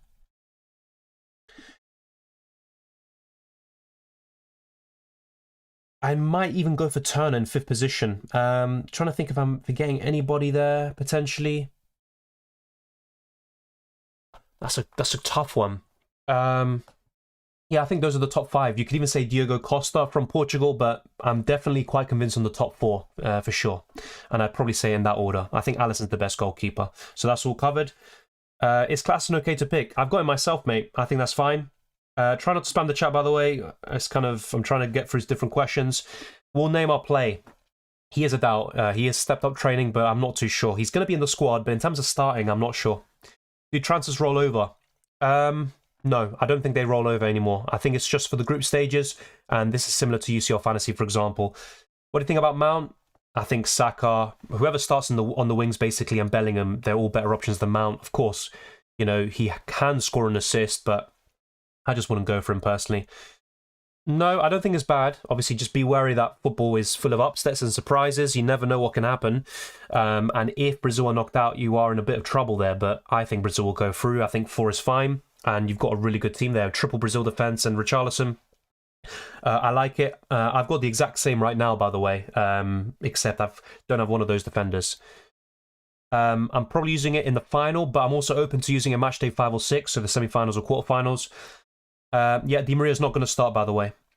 And transfers be made after the deadline pass. Yes, Wei-Sen, we get 4 free transfers after the deadline passes, but it's not going to be unlimited anymore. Is Rabiot a good choice? He's not bad, but I don't think he's a great one, to be honest. That's just the way I'm looking at it. Klaassen or Ziyech? Klaassen. Saka will start. I can't say that for sure, but I think he will. Yeah. I would go for Richarlison. Do you get 2 transfers during the match day? No, you get 4. 4 free transfers, not 2. I'd go for Perisic. Japan underrated? Yes, I'd say so, but at the same time, I don't think they're great defensively. And they could knock Croatia out and reach a quarterfinal, which would be huge for them. But at the same time, when we all expected them to beat Costa Rica, they didn't. So I'd still be a bit worried, and they need to start bringing in these kind of really good players like Matoma, Tomiyasu, because, you know, this is their chance now to have an incredible tournament, even better than they expected. They could even reach a semi-final if they get things right. What do you think is a better option, Klaassen or De Jong? Klaassen. Asensio or Olmo? I'd go for Olmo. I'm guessing that's Pulisic. I'd go for Klaassen. Olmo or Perisic or Rabiot? Perisic. Yeah, some of these questions are repeated, so we're going to go through them. Double England attack or double England defense? Defense. Neymar or Morata? Alvaro Morata, Neymar, 12th man.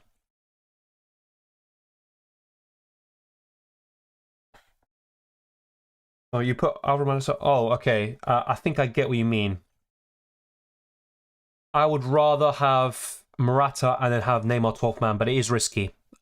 Actually, the thing is, that's what I normally say, but because Neymar's such a risk to start, it might be better for you to 12th man Morata, because he's more likely to just start in general. Because if Neymar doesn't start, you know, you can't change your 12th man. You can't change them, you can't transfer them. Once it's confirmed, it's done. You can't captain them, and you can't sub them out. So be aware of that. I probably would 12th man Morata, actually. But if you're convinced that Neymar will start, then go for it. I would go for Upamecano. I think he's a bit... Well, he is less injury prone, actually.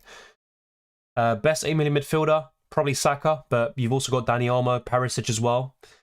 Trippier or Shaw? Shaw. I've said this all day long. Richarlison, Gakpo, or Depay? Richarlison. I'd go for Enzo Fernandez. Have I made a mistake? No, you haven't. I mean, look, you could actually benefit from it. I'm just looking at it from a perspective that I've already got 2 really good captaincy options in Messi and Mbappe. So, you know, I'm quite confident in a return there. Pulisic or Perisic? Perisic for me.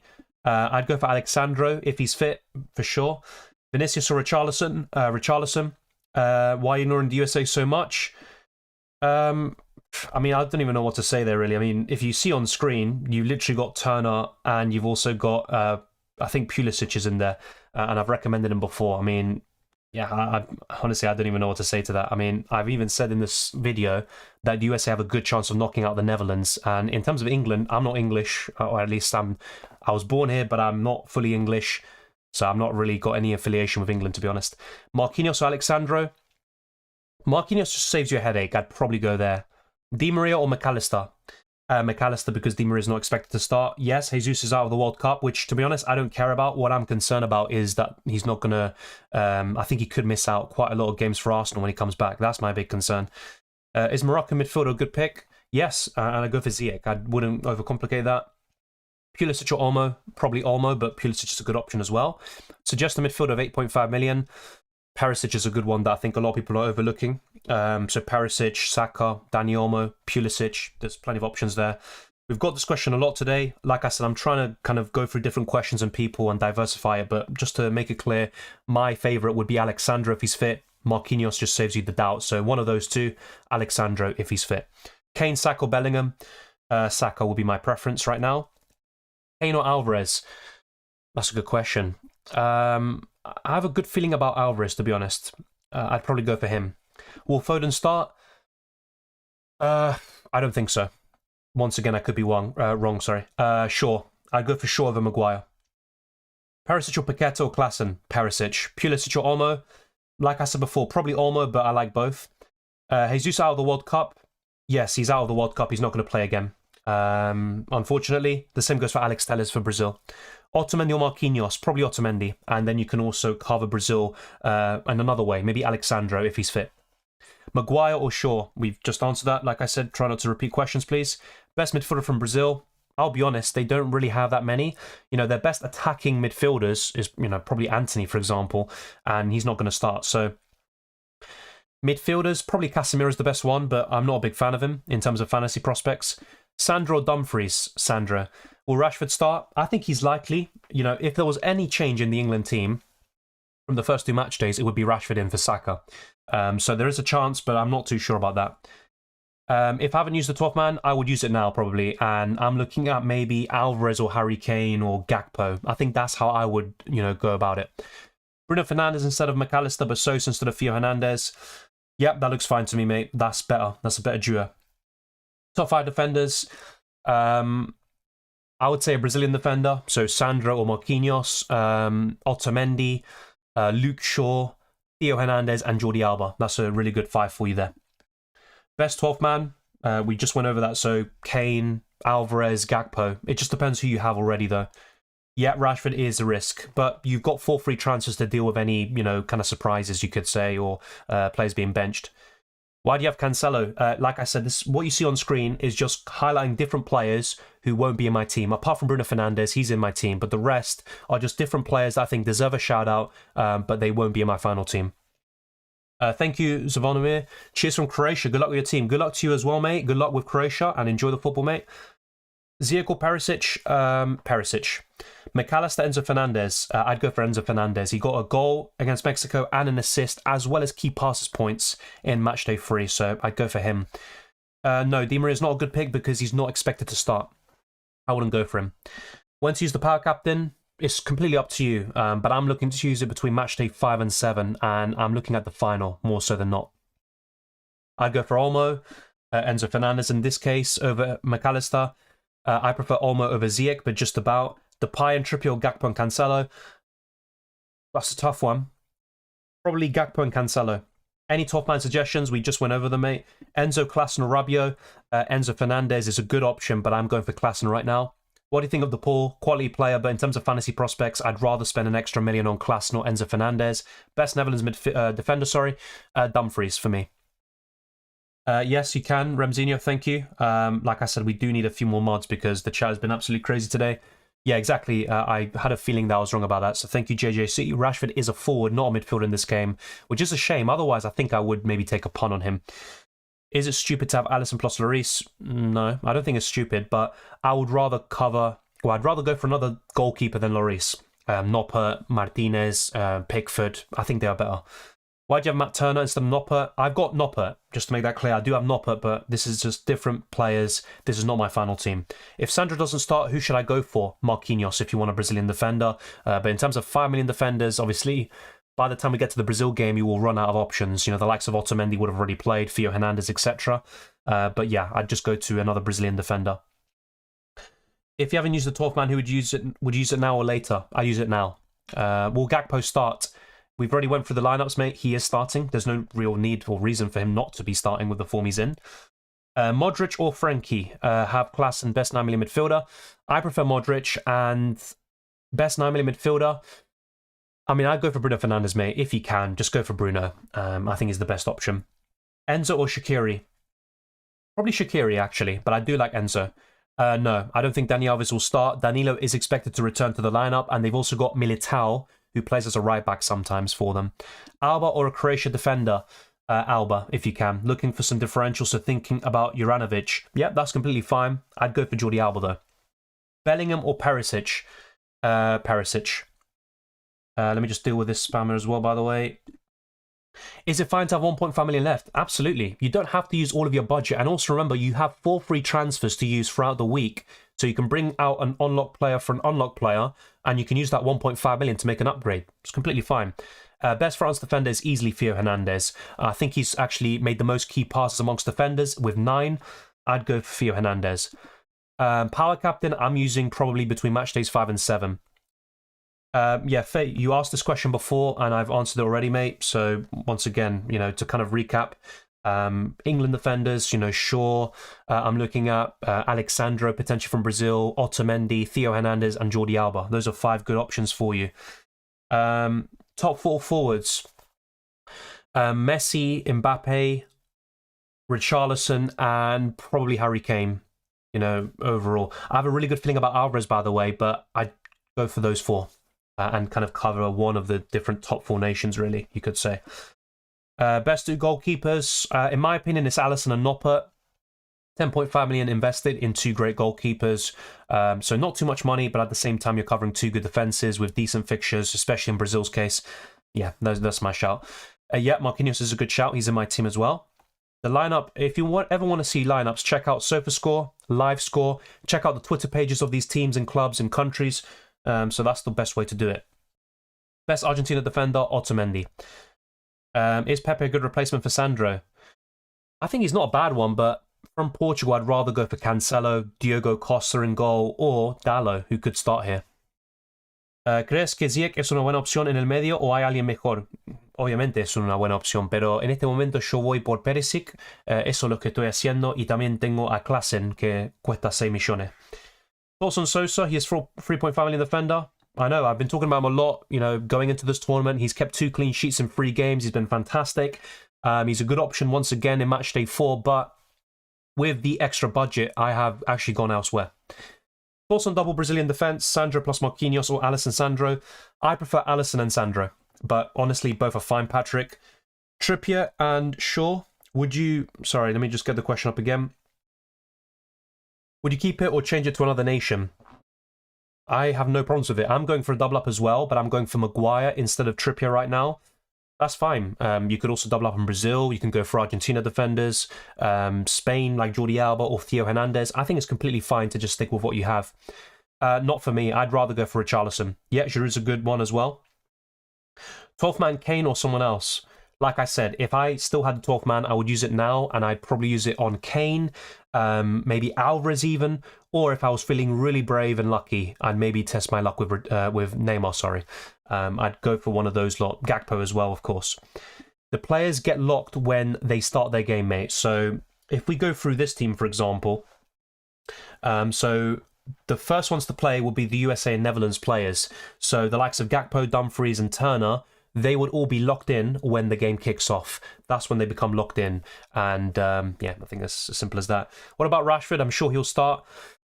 Yeah, I mean, look, this is the thing, though. He's a forward, and I'd still rather go for Gakpo, Alvarez, Messi, Richarlison, even Giroud potentially, Harry Kane, and many others like Messi and Mbappe, So, yeah, because he's a forward, I'm not going to go for him. Yeah, I think the budget hack always works. So you can, use your free transfer throughout the week and downgrade someone who's already played and then bring in someone else. In another transfer, you can get rid of someone who hasn't played yet, bring in someone who's yet to play and make an upgrade. I'd say Kane is the safer one, but I've got a really good feeling about Alvarez. So if I had to pick... I think I'd still go for Kane, just kind of head over heart talking there. What do you think about Unai Simon? Overall, I think he's very suspect, by the way. He makes quite a lot of mistakes. He seems a bit kind of shaky on the ball. I don't think he's a fantastic goalkeeper. In terms of fantasy prospects, he's not bad, but I'd rather go for Pickford, Martinez, Alisson and Noppert. Even Turner could be a better option as well at 4.5. So, yeah, he's not my favourite option. Rabiot or Olmo? 2 defenders for 10 million, except Otamendi. Theo Hernandez and Luke Shaw.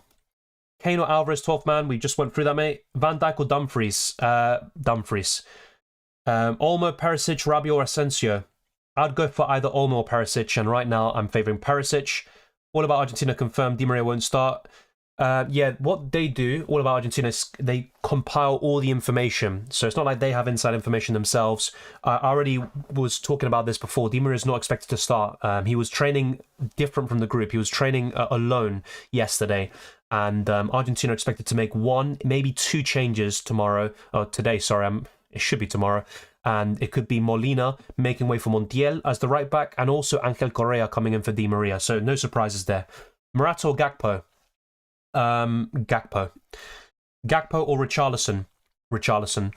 What defenders have you picked? Like I said, I picked an Argentina defender. I've gone for 1 Brazil, 2 England, 1 French, and yeah, I think that's it. I've also obviously covered the Holland and Brazilian goalkeepers. So obviously you know who I'm on about there. It's all covered in the team selection video, but I have made a few changes to my final team. Upset of the round of 16, it's very hard to call, mate. It could happen in any game, honestly, but I think the most likely, which I don't think it should be a huge upset, would be USA knocking out Netherlands. I think it's possible. Anyone else, really? Portugal, Switzerland. I think Switzerland could beat Portugal. But that's kind of an evenly matched game, I'd say. Portugal obviously do have the better quality. Yeah, I think those are 2 examples. So Switzerland and USA going through. Gakpo, Richarlison. I'd go for Richarlison, mate, like I said. And 12th man, Gakpo or Kane. I'd probably go for Kane as a 12th man. Enzo Fernandez or Olmo? Olmo. Otamendi or Acuna? I prefer Otamendi because long term I know he's going to start. Thank you, Sheriff. Love your honesty, even though you don't show your team, it's obvious. Alisson, Noppert, Shaw, Maguire, Theo, Marquinhos, Otamendi, Klaassen, Perisic, Saka, Bruno, Olmo, Messi, Mbappe, Richarlison. It's funny that you say that because my team is literally the exact same as what you have, Sheriff. Honestly, you're going to see it very soon. It's literally the exact same. Thank you very much, and I appreciate the kind words. Richarlison or Neymar or Vinicius? Richarlison. How does the quarterfinal transfers work? For example, if I have 2 transfers, would 2 be added to make a total of 4 transfers? Or will 4 be added to the total transfers I've made in this round? So once the deadline passes, so now in 27 minutes time, when the game kicks off, we will then get 4 free transfers to use. You cannot carry them over to the next round. And that's what I've seen in the rules, unless they change it once again. It was only supposed to be for the group stages. Now we can't carry over transfers. So if you use 0, 1, 2, 3, or 4 of your 4 free transfers, it doesn't matter. You're also still going to have, I think, 5 free transfers heading into the quarterfinals. Hopefully that makes sense. Sosa, Bellingham, Martinez, Sosa, Bellingham, or Noppert, Alba, Klaassen? Good question. I'd probably go for Noppert, Alba, and Klaassen. It's a really close call, though. Both of them are good. Best punt this match day? I think Pulisic could be a great one. Ziyech is another fine choice. Alvarez. I think Alvarez. If I had to pick one, probably Alvarez is my best punt for this week. The chance of McAllister starting again? I see no reason why he doesn't. He just got man of the match against Poland. He was incredible, scored a crucial goal. I can't understate how important that goal was. Argentina were dominating that game, but they just couldn't find that goal, and that obviously opened the floodgates. He's going to start alongside Enzo Fernandez and De Paul. I'm kind of accustomed to saying Lo Celso, Paredes, and De Paul. It's not the case right now, but yeah, he's going to start. Thank you, Miodrag as well. Miodrag, sorry. I appreciate it. Richarlison or Neymar? Like I said already, mate, no need to spam. I'd go for Richarlison. Messi is in my team. Should I double up on England defence? It's up to you, but I'm going for it. Argentina, Fernandez or McAllister? Fernandez. Yeah, Gakpo's a good option, but he's not on my team, unfortunately. If there was 4 forwards, he definitely would find a way. Olmo or Perisic? I've got both at the moment, but if I had to pick one, it probably would be Perisic. Should I play 12th man, and if so, who should it be? It's completely up to you, mate. I can't tell you what to do or not, but if I had it, I would use it, and it probably would be on Alvarez, Harry Kane, or Gakpo. That's what I'd mainly be looking at, for me, personally. Dumfries or Shaw? Shaw. Best free captaincy choices, Messi, Mbappe, and I probably would look towards someone like Harry Kane, potentially. You know what? I'm going to say Messi, Mbappe, and Richarlison would be my top 3 captaincy options this week. Buffal or Rabiot? Probably Rabiot. I prefer the likes of Ziyech to cover Morocco. Yeah, Perisic for Di Maria, perfect replacement for me. 5 million defender except Otamendi, Theo Hernandez, Shaw. Trippier is another one. You also could consider maybe a Netherlands defender. I think Ake's 5 million. So those are fine. Thoughts on Giroud? Good option, but once again, just can't find a way into my final team. He's behind the pecking order of the likes of Gakpo, Richarlison, Messi, Mbappe. Can we confirm our team and then make changes to it because we have infinite free transfers? No. So once the deadline passes, so I think what you're asking is different. Once you confirm your team, yes, you can still continue to make changes, but once the deadline passes in 24 minutes, you can't make any more changes. So be aware of that. Then you'll only have 4 free transfers after the deadline. Klassen or Enzo? I think it's really close, but I'm going for Klassen. When should I play Power Captain? Once again, it's completely up to you and what you're kind of feeling with your team.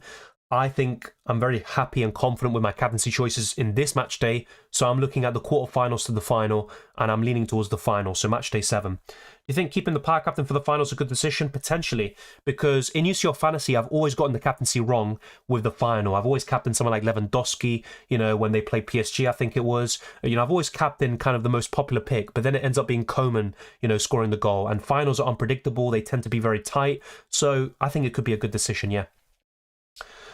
Would you buy Sandro for 5 million or go for Trippier? I would go for Sandro if you can, but he is a risk. He's obviously a bigger risk than the other. Can you bring in transfers after they played or no? You can make transfers for players that have already played, but in terms of if you want someone to contribute towards your current matchday score, you need to make sure that the player you bring out hasn't played yet and the player you bring in hasn't played yet as well. So that's a clear distinction. Bruno Fernandes, Klassen, Ziyech, Olmo and Saka. Would you switch anyone? Not really. I've got an identical midfield. I've gone for Perisic instead of Ziyech though. But to be honest, it's completely up to you. I think both of them are fine, to be honest. Do you have Messi in your squad? Yes, I do. And I've made this clear in my team selection and also all my videos. No, Alexandro is not out of the World Cup. It's Alex Telles, the left back, and Gabriel Jesus is also out. Alexandro is actually expected to start or at least be available and in the squad against South Korea. So Alexandro is not out of the World Cup. Sandro or Sosa? Definitely Alexandro for me. Di Maria has a small problem. So it's not a big injury, but he's got, let's say, a tightness in the muscle. And with only 2 free days in between both games, match day 3 and 4, it makes no sense to risk him. Otamendi or Shaw? Luke Shaw. Pero también puedes tener los dos, en mi opinión. Olmo, Perisic, Modric or Klassen? I would go for Olmo or Perisic. It's completely up to you there.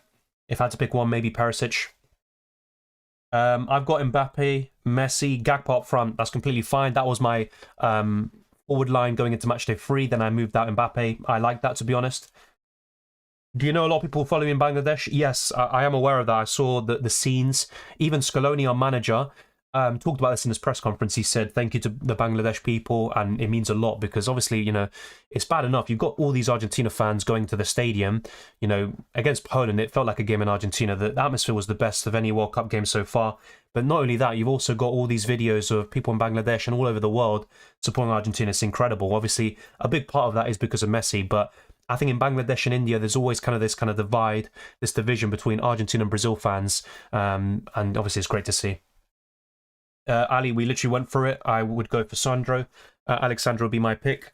Also Modric, he's on penalties, he's a quality player, but I would rather go for Perisic to cover Croatia. Best defender of Argentina defence, Otamendi. Double up on England defence, I love it, to be honest, yeah. That's what I'm doing as well. Acuna will start. According to reports, yes, he will. Enzo or Jude? Now, that's a good question. 2 great players. Bellingham, obviously, with a lot of potential. I think I'd go for Enzo Fernandez. When should I use Power Captain? Once again, completely up to you. I'm looking to use it between match days 5 and 7. Thank you, the Nobody. I appreciate it as well. Can we use free transfers during match day 4? Yes, and you get 4 free transfers to use.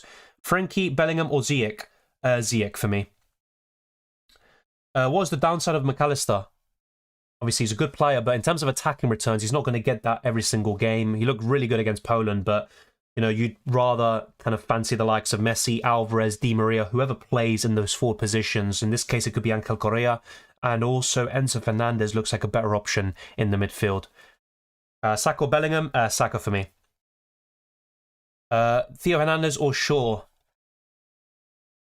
Shaw. I think England have a better defence. Dumfries or double England defence? Double England defence for me personally. Do you think Fernandes will be starting tonight? Yes, I see no reason why not, to be honest. I do prefer Saka, though, over him. Who's going to win Netherlands-USA? I think it's close, and the USA have a good chance of going through, but I still back the Netherlands. But like I said, if there were any upsets going into the quarterfinals, for me, it would be USA beating the Netherlands. It's the most likely, alongside Switzerland beating Portugal. That's kind of my prediction. Will Coman start? I'm not sure about that. With France, so Mbappe, Giroud, kind of Griezmann could start, but Griezmann in midfield alongside Rabiot and also Tchouaméni. So yeah, Coman could start on the right, to be fair. He could, but I'm not sure if he will. Do you think Pavard will start? Good question. I think it'll be Koundé as the right back. I don't think Rabiot's a great option. He's not bad, but he's not got a great record for France overall. Obviously, he was fantastic against Australia, but not too sure about him. Which team is safer to double up on? Brazil, England, I think, are the two safest. Sorry. They're probably two of the most. I think Brazil's the most, the most safe, to be fair. Pulisic, Fernandes, or a Japan midfielder? Probably Pulisic, if I had to pick one. Saka or Ziyech? Saka. Hola desde Panamá, Dylan. No me pierdo ningún video. Suerte. Gracias, Diego. Es un placer siempre verte en estos videos y streams. Así que gracias por eso. Do you think double Brazil defense is fine? I've got it myself. I've got Alisson and a Brazil defender. I have seen no problems with that whatsoever. Best midfielder for you? Bruno Fernandes, easily. Yep, he's a decent shout, but like I said, I prefer Enzo Fernandez, and when Di Maria starts, I think he's an even better option as well. And you've also got Klaassen from the Netherlands. Yes, he does. He does play in a more attacking role because McAllister's taking Lo Celso's kind of position as the left centre mid. Enzo Fernandez is dictating from the defensive midfield position, but Enzo Fernandez still got a goal against Mexico and an assist, as well as key passes points. And I don't expect McAllister to score an assist regularly. Of course, he could, and I could be proven wrong, but I still prefer Enzo Fernandez personally. But of course, you might have a different opinion. Double Brazil defense or one England, one Brazil? I would probably diversify in that case, but I see no problems with doubling up on both of them, to be honest. On alternative to Bruno, maybe Saka. Whoever starts for England, basically, on the wings. Juranovic or other defender, Borna Sosa, Gavardiol, if you're looking there, I think they're fine. Should I be concerned if it states minus 18 points cost? It's unlimited transfers, mate. I think it's just a visual glitch. And also, if we add it up, we get a minus 3 points hit, by the way. Obviously, so that would basically imply that you're making 6 extra transfers or something like that. I mean, look, I think it's just BS. I think it's fine. You're not going to lose points for that. I think it's just a visual glitch. I've seen a lot of people say that. They've had issues where, for example, it says minus 11 points hit. Obviously, minus 3, if you times that by 4, it's minus 12. You're not going to get that. So it's literally just a visual glitch. Don't worry about it. Molina or Acuna or Otamendi? Alba or double up on England defence? I would probably double up on England defence, but I do like Jordi Alba. Top 2 England defenders, Luke Shaw and Maguire. But also Trippier's fine. Yeah, double Argentina defence is not bad, but I'd be a bit worried about Australia. And in terms of, the best defenders, it'd be Otamendi, then probably Acuna. But Acuna might not be nailed on if Argentina progress to the next round. It could be Tagliafico coming in future games. And also Acuna got taken off around 58 minutes in Matchday 3. Acuna or Molina? I'd go for Acuna because there's a chance Molina will be benched here. Thank you, Acting Ada. I appreciate it. Asensio or Olmo? I'd go for Olmo. Klaassen or Enzo? I'd go for Klaassen. Best compliment to Noppert? I'm going for Noppert myself, but I think Turner's also a good choice, and USA have been very impressive in this tournament. Welcome, Chelsea Blues. Good to see you. Klaassen or Enzo? We just went through that. I'd go for Klaassen. I'd go for Saka over Foden. Top 5 midfielders. I mean, for me personally, it'd be Bruno Fernandes, probably Perisic, Olmo, Saka, and Klaassen. That gives you an idea of what I'm looking to do myself. Top 2 Brazilian defenders, Alexandro and Marquinhos. Thoughts on the pool? I've been asked this quite a lot, actually. I think he's a quality player. He's still got more to offer. But in terms of fantasy prospects, not for me. I think there are better choices. Messi or Neymar? Messi. Is 4 Brazilian players too risky? It is always going to be risky, but I think it's fine. If there was any team to double, or should I say quadruple up on, it would be Brazil. So it's not too bad. Pulisic, Enzo Fernandez, or a Japan midfielder? I know you asked this before. I highlighted your question. Like I said, I go for Pulisic. Fernandez or Bellingham? Fernandez. Maguire or Marquinhos? I would go for Marquinhos. Yes, Marquinhos. I think it's a close one, but I'd go for Marquinhos. Costa or Martinez? I'd go for Martinez. Yeah, we've got 50 minutes remaining. Best midfielders under 8 to 10 million. Well, there's no midfielder over 10 million now left in the competition. Bruno Fernandes for me is the best one. Under 8 million, it'd probably be Perisic. Best France defenders, just Theo Hernandez, really. Third forward instead of Richarlison, Gakpo. Triple up on Netherlands. If you feel they're going to go through and can go far, then why not? I'm just going for 2 right now. Alexandra if he starts, or Alba? Alexandra. Perisic, Olmo, Klaassen, Enzo, Saka. Would you change one for Pulisic? Maybe Enzo if you can. Enzo Fernandez. Who will win today? I mean, I don't know. I'd say Netherlands, and I don't want to jinx the other game, so I'm not going to say anything. Force on Paqueta. Not for me. He did all right in the last Copa America last year, but I think there are better options. And with Brazil, I'd rather just go for the defenders, Alisson and also Richarlison up front, or Neymar when he's back. Messi on power captain. Remember, power captain is... You can't choose a player on the power captain. The power captain automatically changes your captain to your highest scoring player in your 11. So you can't choose a player on the power captain. Should I replace the Paul? If you can, I would. Yes. Is Enzo starting? Yes, he should. I see no reason why he wouldn't. Bellingham or Saka? Saka. And is Mane going to start? He's out for the rest of the tournament. Everything's sturdy. He was never going to play any of these matches. 12-man options, Harry Kane, Cody Gakpo, Neymar, Alvarez could be a great punt. Saka or Foden, yeah, we just got that. Klaassen over McAllister, yes for me. Will Foden play today? I don't think so, but I could be wrong. Will Foden start against Senegal? Same thing, I'm not too sure about that. Why no Mbappe? This is not my final team. Like I said, in my team selection, I made it very clear that Mbappe will be in my team. Better goalkeeper than Livakovic. Diego Costa, Emi Martinez, Pickford, Alisson, Noppert, Turner. I think they're all better. My favourites would be Alisson, Noppert, and probably Emi Martinez. Noppert or Turner? I'd go for Noppert, but Turner's a good option as well. Will Alvarez start? Yes, I believe so. Hakimi's a decent choice, but against Spain, I don't see a clean sheet there.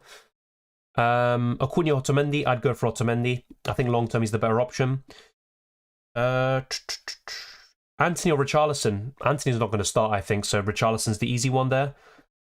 Klaassen or Rabiot? I'd go for Klaassen. When I transfer a player who played and was eliminated and the new player will play in the next match day, will I still have 5 free transfers into next match day? That's a good question. No, so the 4 free transfers you get now are to use throughout match day 4. So if you use any of them, that has no impact on the quarterfinals where you get 5 free transfers. So don't worry about that, Musi. Rate my team on a scale of 5. It's fine. I'd probably give it a 4. I think what lets it down a little bit is Koundé. I think Theo Hernandez is better. Casemiro is not a good option in my opinion. Di Maria is not going to start. I'd be very surprised if he did. I don't think he will. Forward line is great. Kamada's decent as well, by the way, but Di Maria not going to start. Casemiro is not a good option, and Koundé is. I think there are better options than him anyway. So probably a 4 out of 10, maybe 3.5, whatever. If you put 5s. How many free transfers can you roll? I don't think you can roll free transfers anymore. I think it's only for the group stages. You already get a lot of free transfers anyway. I do have France players. What you see on screen is just some differential players. I'm trying to prevent copying. I've got 2 France players, which I talked about in my team selection video. Key players for today's match. From the matches today, I would say from the Netherlands, Gakpo, Klaassen, Noppert, Dumfries, Pulisic and Turner. Those are the kind of top options in that game. From Argentina, Australia, I mean, no disrespect to Australia, you know, I think they have a chance of going through, of course. I've said, do not underestimate them. But in terms of fantasy prospects, I just couldn't kind of nail down which player will get the points for them if they win, if they don't concede, whatever it may be. So I'd probably say Alvarez, Messi, Otamendi and Emi Martinez would be the best options from that game. But of course, you know, if Argentina lose, whatever, it could backfire, but I just couldn't tell you which are the best Australia options. McGree's a decent budget one, but I'm not too sure about where the points will come from, basically. Pulisic or Ziyech? Probably Ziyech, but it's a really close one. Olmo or Gavi? I'd go for Olmo. Is triple Brazil defense too much? I don't think it's too much. You know, if you think they'll keep a clean sheet, that's fine. I'm going for 2, a goalkeeper and the defender. And you could diversify a bit. You could go for an England defender, maybe Theo Hernandez, Jordi Alba, Otamendi. You've got a lot of options there. Alternative to Dumfries. I would say Theo Hernandez, once again, Jordi Alba would be good alternatives. Cancelo's not bad, but I don't think I'd go for him personally. And Otamendi. Otamendi's really good as well. Dumfries or double up on either England or Brazil's defence? I would double up on England or Brazil's defence, and if I had to pick one, it would be Brazil. Remove all Spain players. Fair enough. I've got one, I think. Just one player from Spain. Is Neymar fit? He could be available to be on the bench, but I'm not so sure if he's fit enough to start. Once again, I'd go for Saka. Is he going to start? I'm not sure. It could be Rashford taking his place. Hakimi worth starting? Yes, I think so, but I think Spain will score. Is it a good idea to not use the power captain?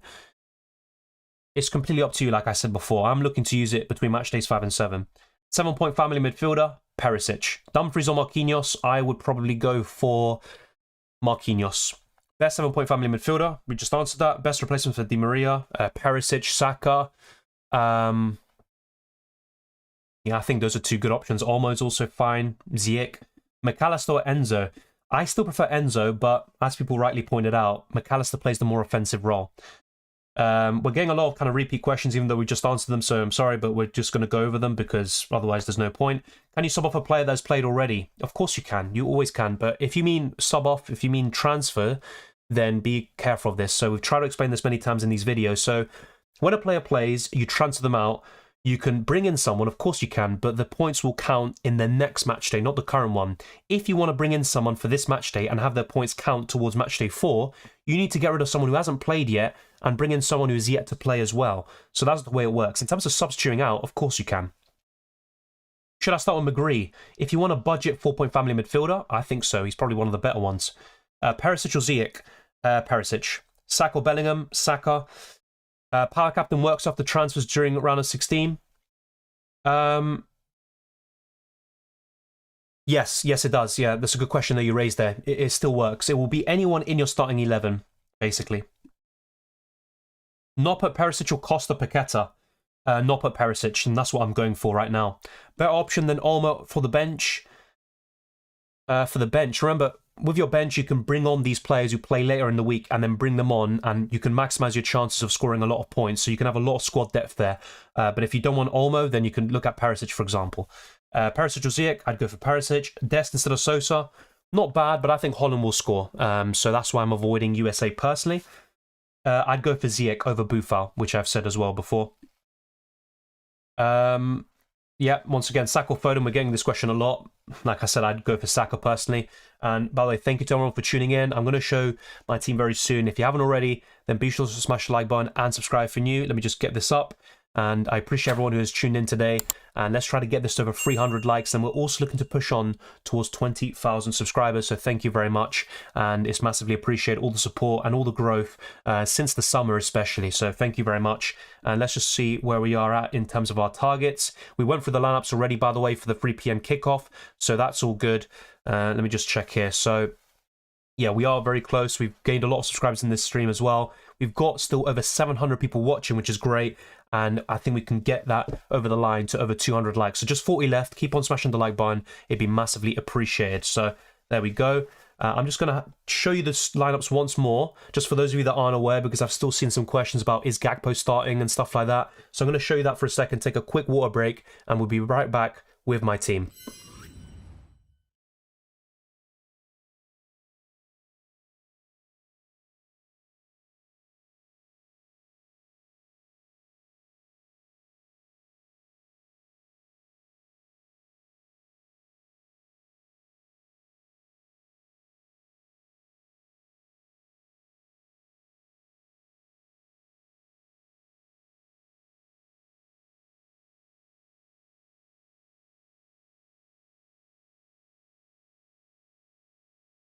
I appreciate your patience. We have shown you the lineups already, and they are on screen once more. Pretty much all the key players. You're looking at Gakpo, Depay, Klaassen, Dumfries, Noppert, Pulisic, and Turner. They're all starting, which is good news, of course.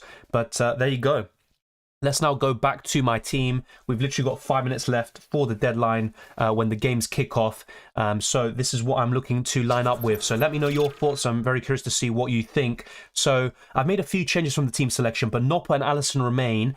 And I'm a bit concerned about the Netherlands, not even with this kind of rumours about the flu and stuff like that, but I'm just concerned about them because USA is a decent opponent, but Alisson's a really good cover there, and Nopp's only 4.5 million. The defence comprises of Otamendi, Theo Hernandez for his attacking threat. I think France is suspect defensively, but it is compensated for with the great defences of England, Brazil, and Argentina. And we've got Maguire and Shaw in there, and I've gone for Marquinhos just because there are doubts about Alexandro, but I think Alexandro will start, and I might make a move there from Marquinhos to Alexandro just to give me a bit extra money. That could be really crucial. I could also go for Trippier instead of Maguire, but I think in the long term, there could be occasions where Trippier is rotated with Kyle Walker should England progress to the next rounds as well. The midfield also comprises of Saka, Perisic, Klaassen, Bruno Fernandes and Olmo. You might be looking at this and saying, why do you have Brazilian players and Bruno Fernandes on your bench? And that's because of when they play. They play on the last day or two of Matchday 4. What you want to do, and I've said this a lot of times before, do not leave players on your bench who are playing on the first day because you're going to miss out on their points and you can't substitute them in because they've already played, they're locked, and that's it. You lose their points and you basically had them for no reason. So make sure to organise your bench in such a way. And the same goes for the captaincy.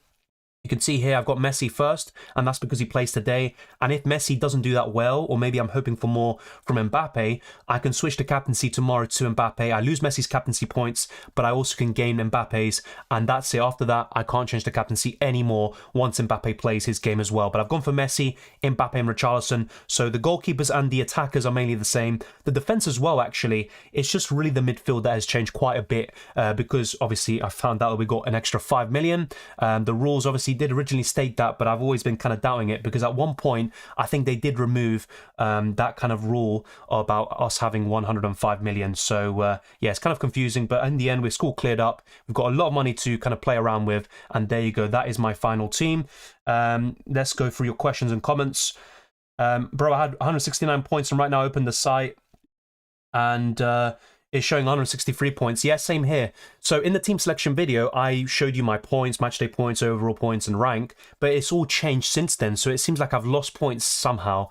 So I think the game is just kind of bugged, to be honest, and you just got to live with it. But enjoy it. We're not going to have many opportunities to captain the likes of Messi, Ronaldo in the same game and stuff like that. So just enjoy it, and there you go. But it is frustrating, of course. Messi masterclass incoming. I hope so. This is 1,000th game, his 1,000th professional game in football. I'm hoping for the best there, and that could be obviously a great game of football and also a great day of football, starting with the kickoff in around a minute and a half's time. Can we go Vinicius over Richarlison? Of course you can, but I just prefer Richarlison personally. Thank you, Ice. I appreciate it. Di Maria is not expected to start, so anyone with Di Maria now, get rid of him now. He is not expected to start. He's got a bit of tightness in his muscle, so I would go for Pulisic in that situation. Martinez, the best goalkeeper. He's one of the best, but I think Alisson would be my favourite. He's also got a bit of an easier fixture, in my opinion. So yeah, Martinez is in the top 3, I'd say. Why not Alexandra? Because he has an injury doubt, but I might get him in actually right now, do a late change. So yeah, like I said, I'm not too sure how reliable that source is, the one that Harry mentioned earlier. Marco mentioned earlier. But I think I might get I might make a move now and get rid of Marquinhos for Alexandro. So thank you for that. That was my original plan as well. So I think I'm going to do this, and I have 0.5 million left in the bank. So yeah, Marquinhos out for Alexandro, free transfer. I have confirmed it. We've literally got half a minute left. So, like I said, my captaincy plan is Messi first. I'm hoping for more of the same from the first 2 match days where I captain him and he delivers. And Mbappe would be my backup captain just in case. And my bench is all sorted. And I think I'm quite happy with this, to be honest. It's a very balanced team. And let's wait and see what it has in store for us. But the game is about to kick off now. Thank you to everyone for watching the stream. I'm still going to go through some questions as well. Yeah, of course, I think USA can score. I think they can win the game. It should be a very interesting game as well. Yeah, the deadline has now passed. Thank you to everyone. When I use the power captain between match days 5 and 7, and I'm looking at the final right now. So match day 7, I think could be the best time to use it, in my opinion, at least for me personally. Richarlison over Gakpo, that's what I've done. I like Gakpo, but I prefer Richarlison. I've said this all day long. Klaassen or Enzo Fernandez, I prefer Klaassen. That's what I've gone from as well. Good luck to Indra and everyone else watching. Jesus. The free transfers during the match day are the same free transfers for the next match day. No, I don't believe so. So just let me give a quick water break and then I'll answer that question as well. So it's a great point that you raised there, Dor. So basically now that the deadline has passed, we have 4 free transfers to use for our teams. And basically what we can do now is use them for to bring out players that haven't played yet, bring in players that haven't played already, all that jazz, and we can have their points contribute to this match day, yada, yada, yada. And you can also make transfers in preparation for the next match day, all of that stuff. But we also get 5 free transfers heading into the quarterfinals once that deadline passes as well. So yeah, pretty much it's kind of separate. Trippier, yeah, he's a good option, but I'm just going for Maguire, to be honest. Yeah, kickoff. I'm probably going to watch the game very soon, but I also want to go for your questions. Thank you, Remzinho. It's much appreciated. Klassen or Enzo Fernandez? We got that question a lot. I think we just went through yours as well now. Klassen for me. That's why I've gone for him in my team. Damn it, I still got Marquinhos in. Try not to copy, mate. Try not to copy. But Marquinhos is fine anyway, and there is a chance Alexandro couldn't, he might not start even, and they might have to put Danilo left back, put Militao right back, and have a kind of makeshift defense there. I don't know if it's just me, but the price ceiling for this round seems pretty high. Yeah, it's similar to Champions League Fantasy where we get an extra 5 million, so it's understandable, but it did seem quite easy to build a really good team, in my opinion, so I do agree with that. Thank you, Jibex, much appreciated. If Argentina make it to the final, will you consider watching it live? No, I'm sorry, I can't. Imagine that. I'm already nervous enough for the group stage games. Imagine reaching the final. No chance, mate. You should have seen me last year against Brazil. I was so nervous. I was actually much more confident against Italy. I think the stakes weren't as high anyway, but I went to the stadium for the Italy game in Wembley. I was a bit more calm there, but normally for finals, mate, it's an absolute nerve-wracking experience, especially if you're facing a team that you hate. So, yeah, I'm not sure about that. But, yeah, the atmosphere was unreal against Poland, and it's actually expected for Argentina to have 30,000 fans in the stadium, and the capacity is only 45,000, so imagine that. It's absolutely incredible. Thank you, DG. Good luck to you as well. Thank you, Nicken, for tuning in. Thank you, Hosea. Just did power captain. Am I stupid? No, I don't think you are stupid. It's all relative. You might not be that confident in your captains this week, and also you just want to remove the captaincy decision from your kind of equation. That's fine enough, to be honest. Switch Marquinhos last minute. Yes, I did. To be honest, it could have been anyone, to be honest, but I can always bring him back in if needed. I did Marquinhos to Sandro as well, and with no second to spare, the game updated. Oh, wow. So literally just in time, right? Unless I'm reading that wrong, but yeah, good stuff. Went for Rabiot instead of Klassen at the last moment. Good luck, mate. Let's see what it has in store for us. Sandro and Hernandez injured, I hear. Sandro is expected to be in the lineup against South Korea, but he is more of a doubt than Theo Hernandez, who missed training yesterday, but he's expected to train today, and he's also expected to be in the lineup against Poland, so it should be fine. Nick Kempus' team, honestly, I think it's a great team. I like the McAllister pick, despite what people might have maybe thought from my responses, I do like the McAllister pick. I just prefer a few others like Klassen, who you already have anyway. So that team is looking great. In terms of a rating, I'd give it a 9 out of 10, if that's what you're asking for. You've got a fantastic forward line, exactly what I've gone for. The midfield's solid as hell. And you've got a good defence and goalkeepers, really. I'm not sure about Livakovic, I'll be honest. That's the only one that I'd maybe kind of question a little bit. But it's a good team, a really good team. And it's good to be different as well anyway. Good luck, Dylan, and everyone. Thanks for the stream once again. Thank you, Sherian. Much appreciated. Thank you, Chu. Yeah, hopefully. But then again, last time that we all expected an Argentina haul, Argentina lost and they didn't play that well against Saudi Arabia. So they need to not underestimate Australia and play the A game. Why Alexandro over Marquinhos, Dylan? Yes, he's an injury doubt, but apparently, according to reports, he will be fine and he will be in the lineup. And Brazil need him because Telles is out for the rest of the tournament. I went Foden over Saka, no England defenders either. Yeah, look, I could be wrong about Saka, and I said this before. If there was any change from the England team, it would be Saka out for either Rashford or Foden for me. So if that's the case, I will make the change and bring whoever is needed. Have a good match day. Thank you, Alessandro. Same to you as well. I appreciate the kind words. Qatar is 45% Argentina's right now. I'm not sure about that, but we do have a lot of fans there. And, think about it. Argentina's on the other side of the globe, and to bring this level of support is just absolutely insane. And they're just really loud in general. I've been to a few games, actually, in Argentina, mainly for Rosario Central, and the atmosphere is unbelievable. I went to one game, I think it was against, let me try and remember the team. I think it was against Sarmiento, and it was just after after Central beat their rivals, Newell's Old Boys, in a derby.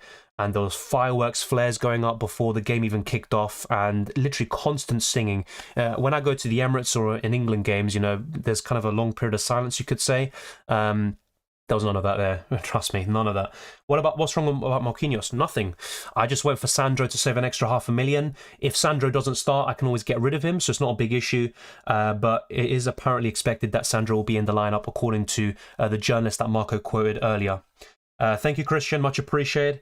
Yeah, I saw that as well, Soldier Boy. It's not just about Argentina, though. I think there's a lot of, well, Qatar in general, just hiring fake fans, so to speak.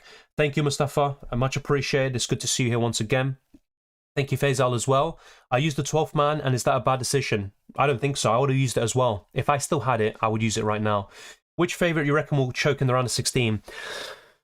I've said something similar. So, you know, in terms of the most likely upsets, I think Netherlands losing and Portugal losing is the most likely. And you mentioned another one there, Spain. I think you pretty much said what I thought. Maybe you have a bit of bias there because you're Moroccan, but I think Morocco have a good chance, actually, against Spain. Thank you, Kimps. I appreciate it. Change Sandro to Maguire. Fair enough. I mean, look, it's not a big deal. I think Maguire's a fantastic option anyway. And you can always use one of your free transfers as well. Pulisic just missed the sitter. USA almost scored already. That's what you guys are saying. Fair enough. I mean, I'll be honest, look, the reason why I'm still here is just because I want to answer your questions and stuff, but at the same time, I do want to watch the games. How many transfers can we get for the round of 8?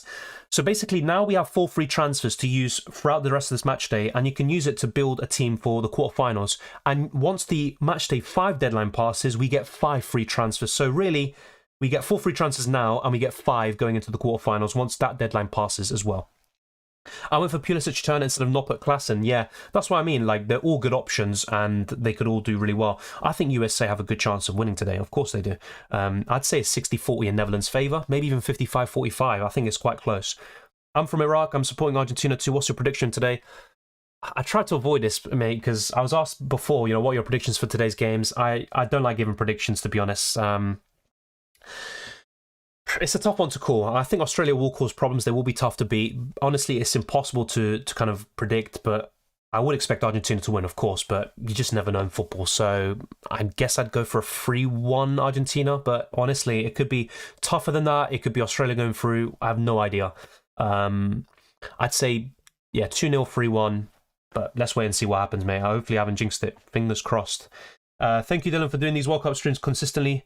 Thank you, Nuclear Atoms. I appreciate it. Yeah, I mean, I do understand why, you know, this game has been a bit of a mess, but it's also fun still. You know, I'm still finding it a lot of fun despite the visual glitches, all the loopholes and stuff, but still a lot of fun. The Paul will play. I mean, he plays every game under Scaloni, mate. He will play for sure. Yeah, a lot of teams look similar, of course. Really, it could be a question of, do you go for Pulisic? Do you maybe go for Moroccan players? You know, these teams that maybe you expect to be knocked out. And also, do you quadruple on a certain team? Maybe triple up in Brazil defense. But there you go. I just went for the team that I, went for. I've seen actually, it's funny because sometimes I see on Twitter people's teams and stuff. I've seen nothing. I've seen absolutely nothing. I just built my team yesterday after I uploaded my videos. So basically at 11, 12 overnight, I built this team and that's it. I just didn't really think about it. I also helped one of my family members build their team. That's literally all I've done. I would have gone for Marquinhos over Jordi Alba. Someone in my mini league has Militao. Is he a good option? Yes, but Militao isn't first choice. So Militao will start if Danilo is still a bit of a doubt to start on the right-hand side. But in terms of centre-backs, it's always going to be Thiago Silva and Marquinhos. Christian says, Vamos Mexico. Yeah, unlucky about not qualifying there, mate. You were close in the end. I think Mexico were a bit underwhelming because normally Mexico are a strong team in World Cups, but you almost made it. And to be honest, if Argentina scored more against Poland, which they should have, Mexico would have been through. Thank you, Shakalaka, as well. I appreciate it. I'm setting up for the next round. For the 4 free transfers can be used to transfer out players who knocked out to play 15 playing players in the next round. Exactly. You can do that as well. So transfers work in the exact same way as they did in the group stages, which we've made clear in all these videos and stuff. But you can still do it now, and you get so many free transfers in the knockout stages. It's crazy. That's why I always recommended to use the wildcard in the group stages. Obviously, originally, once, before we got clarification on transfers and stuff, I was a bit different. I thought maybe you could use a match day 5. A lot of your players could be eliminated and stuff like that. But honestly, we get so many free transfers. So you're exactly right. You can use your 4 free transfers to also build a team for match day 5 as well. Thank you, Soldier Boy. Yes, obviously, look, there's a lot of great fans from different countries. Poland have some, Serbia, Brazil have some good fans as well. I mean, everywhere there's good fans. Germany, but Argentina fans for me are just something else, really. It's absolutely incredible. Why does it say I captain Noppert? I'm not sure about that, mate. I'm not sure why it did say that. I'd be a bit worried if I were you, to be fair. By the way, wait, let's see. Yeah, look, so the game's just refreshed, and you know how on screen you can see it says I've got 152 points? That came from the website because I checked it earlier on. It said 152 points. Now, right now, as I'm speaking, it says I've got 155. So honestly, at one point in life, you will find out how many points I got in this fantasy game once we count it all up. I'll probably do it myself manually. After all the 7 match days, I'll count, the 11 every single game and just add it up myself because I just don't trust the game at the moment. The 0.5 million in the bank will be good if Foden starts. Yeah, that is true. That is true, actually. Thank you, Joel, for making me feel better about myself. I appreciate it. Moroccan fans the best there in Qatar so far. They'll be the talisman to kick Spain out. I mean, Moroccan fans have been great as well, to be fair.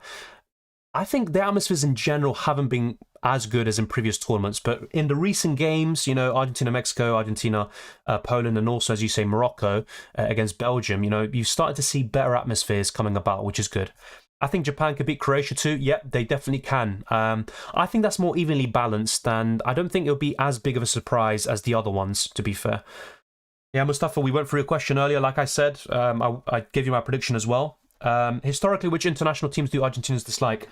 Brazil, for sure. So there is a respect there, but I'll speak for myself. The main reason why I dislike Brazil the most is because some of their fans, and I say some, are very arrogant. I'm talking about very arrogant. Just if you check any Argentina post, whenever Argentina concede, you just see a swarm of Brazilian fans just replying to it, talking about their World Cups, talking about Pele, and just talking about how bad Argentina are. That's why. But if it wasn't for that, I actually wouldn't mind them that much. England's another one, I think, because of political context, the wars, and also the previous matches, 1986, 1998, 2002. There's a lot of history there with England, so that will be another one. And because of how many times, Argentina faced Germany in World Cup finals, and recently how many times Germany have beaten them, especially even when they didn't deserve to win, they would be up there as well. So, yeah, you're right. It'd probably be Brazil first, England second, then Germany third in terms of most hated. Yeah, I mean, that's a good question, though. Saka or Foden? It just depends who starts, really. I think Saka will, but if any player were to drop out from England, I think it would be Saka for either Foden or Rashford. We will jinx Richarlison this week, hopefully, Soldier Boy, hopefully. And also, I got 2 Brazilian defenders last week, or yesterday, and they lost, so maybe this is the way. That's the way I look at it. Thank you, Travis, I appreciate it. Okay, so yeah, by the way, I'm kind of so far behind that, yeah, Netherlands have scored, the Pie scored with a Dumfries assist. That I had a feeling, yeah. Literally, the one time I don't have Dumfries, he's going to get an assist. That guy's an absolute troll for me as well. I know he's gotten some clean sheets for me, but in terms of attacking returns, I think he's never gotten one for me. He's always gotten them when I don't have him. Thanks for the stream. Did you notice they left the 3-point family in Cameroon goalkeeper in the game? Yeah, I think they left everyone in the game, right? If I'm not mistaken. Let me double check this. Oh, no, they haven't. So De Bruyne, that's a bit weird. I think the reason why that is because... Oh, so I think it's not a case anymore. So I just checked now. He's not in the game. They've removed everyone. But at one point, you were able to get in these kind of really budget players. So yeah, that is kind of a cheat code. But at the same time, for $500,000 more, you can get Gonda, who's still in the competition and stuff like that. But I appreciate your kind words there, mate. Brilliant team goal for the Netherlands, says Alessandro. There you go. Fair play to those of you with the Pie and Dumfries. But like I said, Dumfries is such a troll for me in terms of goals and assists. Messi got 1 more point last week, that's why, says Soldier Boy. Yeah, because of shots on target, right? And I'm guessing Morata and players like that probably got an additional point for shots on target because he scored a goal with a header and he also had another one saved. So the one time I don't have Dumfries, what a troll. Yeah, exactly. It's typical, isn't it? At least I've got some Netherlands players though, at least for now. The game updated Messi's points from last week, that's why 155. Messi won the penalty. Oh, that was it, yeah. Right, okay, I appreciate it. And he probably got, yeah, the 2 shots on target, the penalty save, and another one he had from open play. Thank you for that, Soldier Boy. Yeah, 1-0 Netherlands. I triple captain and it says not but captain, but now that Dumfries got the assist to switch to him. remember, there's no such thing as triple captaincy in this game. The power captain is what you activated, and it literally switches the captaincy to your highest scoring player in your 11. So don't worry about the captaincy. Your highest scoring player in your 11 will have your captaincy armband. So don't worry about it. You played the power captain, just enjoy it. Don't think about the captaincy any longer. Messi has 5 points in matchday 3, which I think is wrong because they removed -2 for his missed penalty. Yeah, it's probably just a visual glitch, but they've added points for other stuff. Key passes, he made a lot of key passes in that game. He got a point for that probably. 2 shots on target, that's another point. Yeah, missed the penalty, fair enough. But then he also, yeah, what was the other one? Winning the penalty. So yeah, I think that's all kind of added up. Pele apparently moved to end of life care. Jesus Christ, I actually wasn't aware of that. Yeah, actually, I haven't had any access to internet or anything like that. Well, I've got access to internet now, otherwise I wouldn't be streaming. But I will check that out later. Hopefully he does make it through. But yeah, that doesn't sound good. Dumfries assist. Yep. Let's not talk about Dumfries anymore. ¿Tienes activado algún comodín? No, creo que voy a usar mi Power Captain. O capitán de poder, no sé cómo se llama en español. Eso lo puedo usar en la jornada 5, 6 o 7. En este momento lo estoy pensando para usar en la final, así que la jornada 7. USA will score though. I mean, they were close already with Pulisic. They need to take their chances there. Maybe we should have gone for Dumfries instead of doubling up with England defenders. I mean, you can't judge that yet, though. I still think England have a good chance of going far, and also against Senegal, I see them keeping a clean sheet. Of course, could be wrong about that, but I'm not going to regret that yet. I'm still happy with my selections, to be honest. Denzel Dumfries, there you go. You know, he's always got that potential. Yeah, exactly. He had 0 goals and assists in the group stages. You get rid of him, and then he gets a goal. Look, Netherlands can still concede, so it won't be that bad. But if he gets the clean sheet on top of this, then of course it's not going to look good. When with Vinicius Jr., I think he'll get assists or maybe even score. Yeah, he's only got 1 goal for Brazil, but I think that will improve, and that could start with the South Korea game. And he looked very impressive against Serbia in matchday 1. And it really just depends. If Neymar comes back, I think that will help Vinicius Jr., oddly enough. But right now, he's kind of the talismanic figure alongside Richarlison. But let's wait and see. Also, kind of a differential there for you to differentiate your team from the rest. Like the video, guys. Thank you, Soldier Boy. I appreciate it. Foden has lost his assist from matchday 3.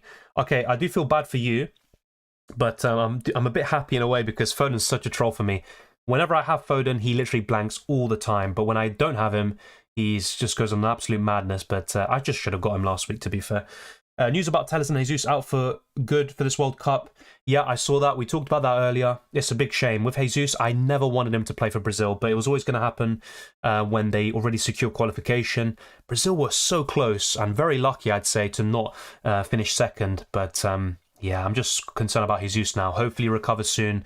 I just want him fit in time for Arsenal, but it's not looking good. Where are you from? I really appreciate your content. Thank you very much. So I am based in England. I was born here, but my family are from Argentina. So I've got dual nationality. I speak both languages. English much better than my Spanish, but yeah, that's why I have an affinity with Argentina. You know, that's the national team I've supported. You know, it's just kind of an instant connection. But I do support Arsenal. So both for my country and my club, they both begin with AR. I mean, I don't know if that means anything. And I also like Rosario Central. That's my family club. So yeah, those are my 3 teams really, and no one else. My ACCA for the weekend is Holland versus USA draw, Australia plus 1.75, AH. That's probably a really simple one, but I just can't compute it. Poland plus 1.5. Senegal falling at this first match. Shake my head. Well, it's very early on. You can't judge yet. Good luck. Obviously, let's wait and see what happens. But football's unpredictable, mate. And USA already, you know, they should have scored. So still plenty of time for that to happen. Thank you to everyone for watching. If you haven't already, you know what to do. Smash the like button and subscribe for new. Let's get this video to as many likes as possible. We've got this over 200, so thank you. Let's try to get this over 250. And you can also follow me on Twitter and Instagram, DylanRCM. And you can also become a patron or a channel member. The links are in the description below. The same goes to the World Cup Fantasy League and the Discord server, so all of that is there. If you have any more questions, comments, leave them down in the comment section below, and also in the Discord server. You can follow me on Twitter and Instagram, send me a message, reach out, so we can talk on all those platforms as well. And I'll see you in the next few World Cup Fantasy streams and videos. That is the plan, to continue doing this until the very end, and then after that, not much of a break. We will then go back to FPL, and when the time comes, UCL fantasy content. So be sure to not miss any of that. I wish you all the best of luck for this World Cup fantasy tournament, and also for the rest of the season in all the other fantasy games. And I'll see you next time.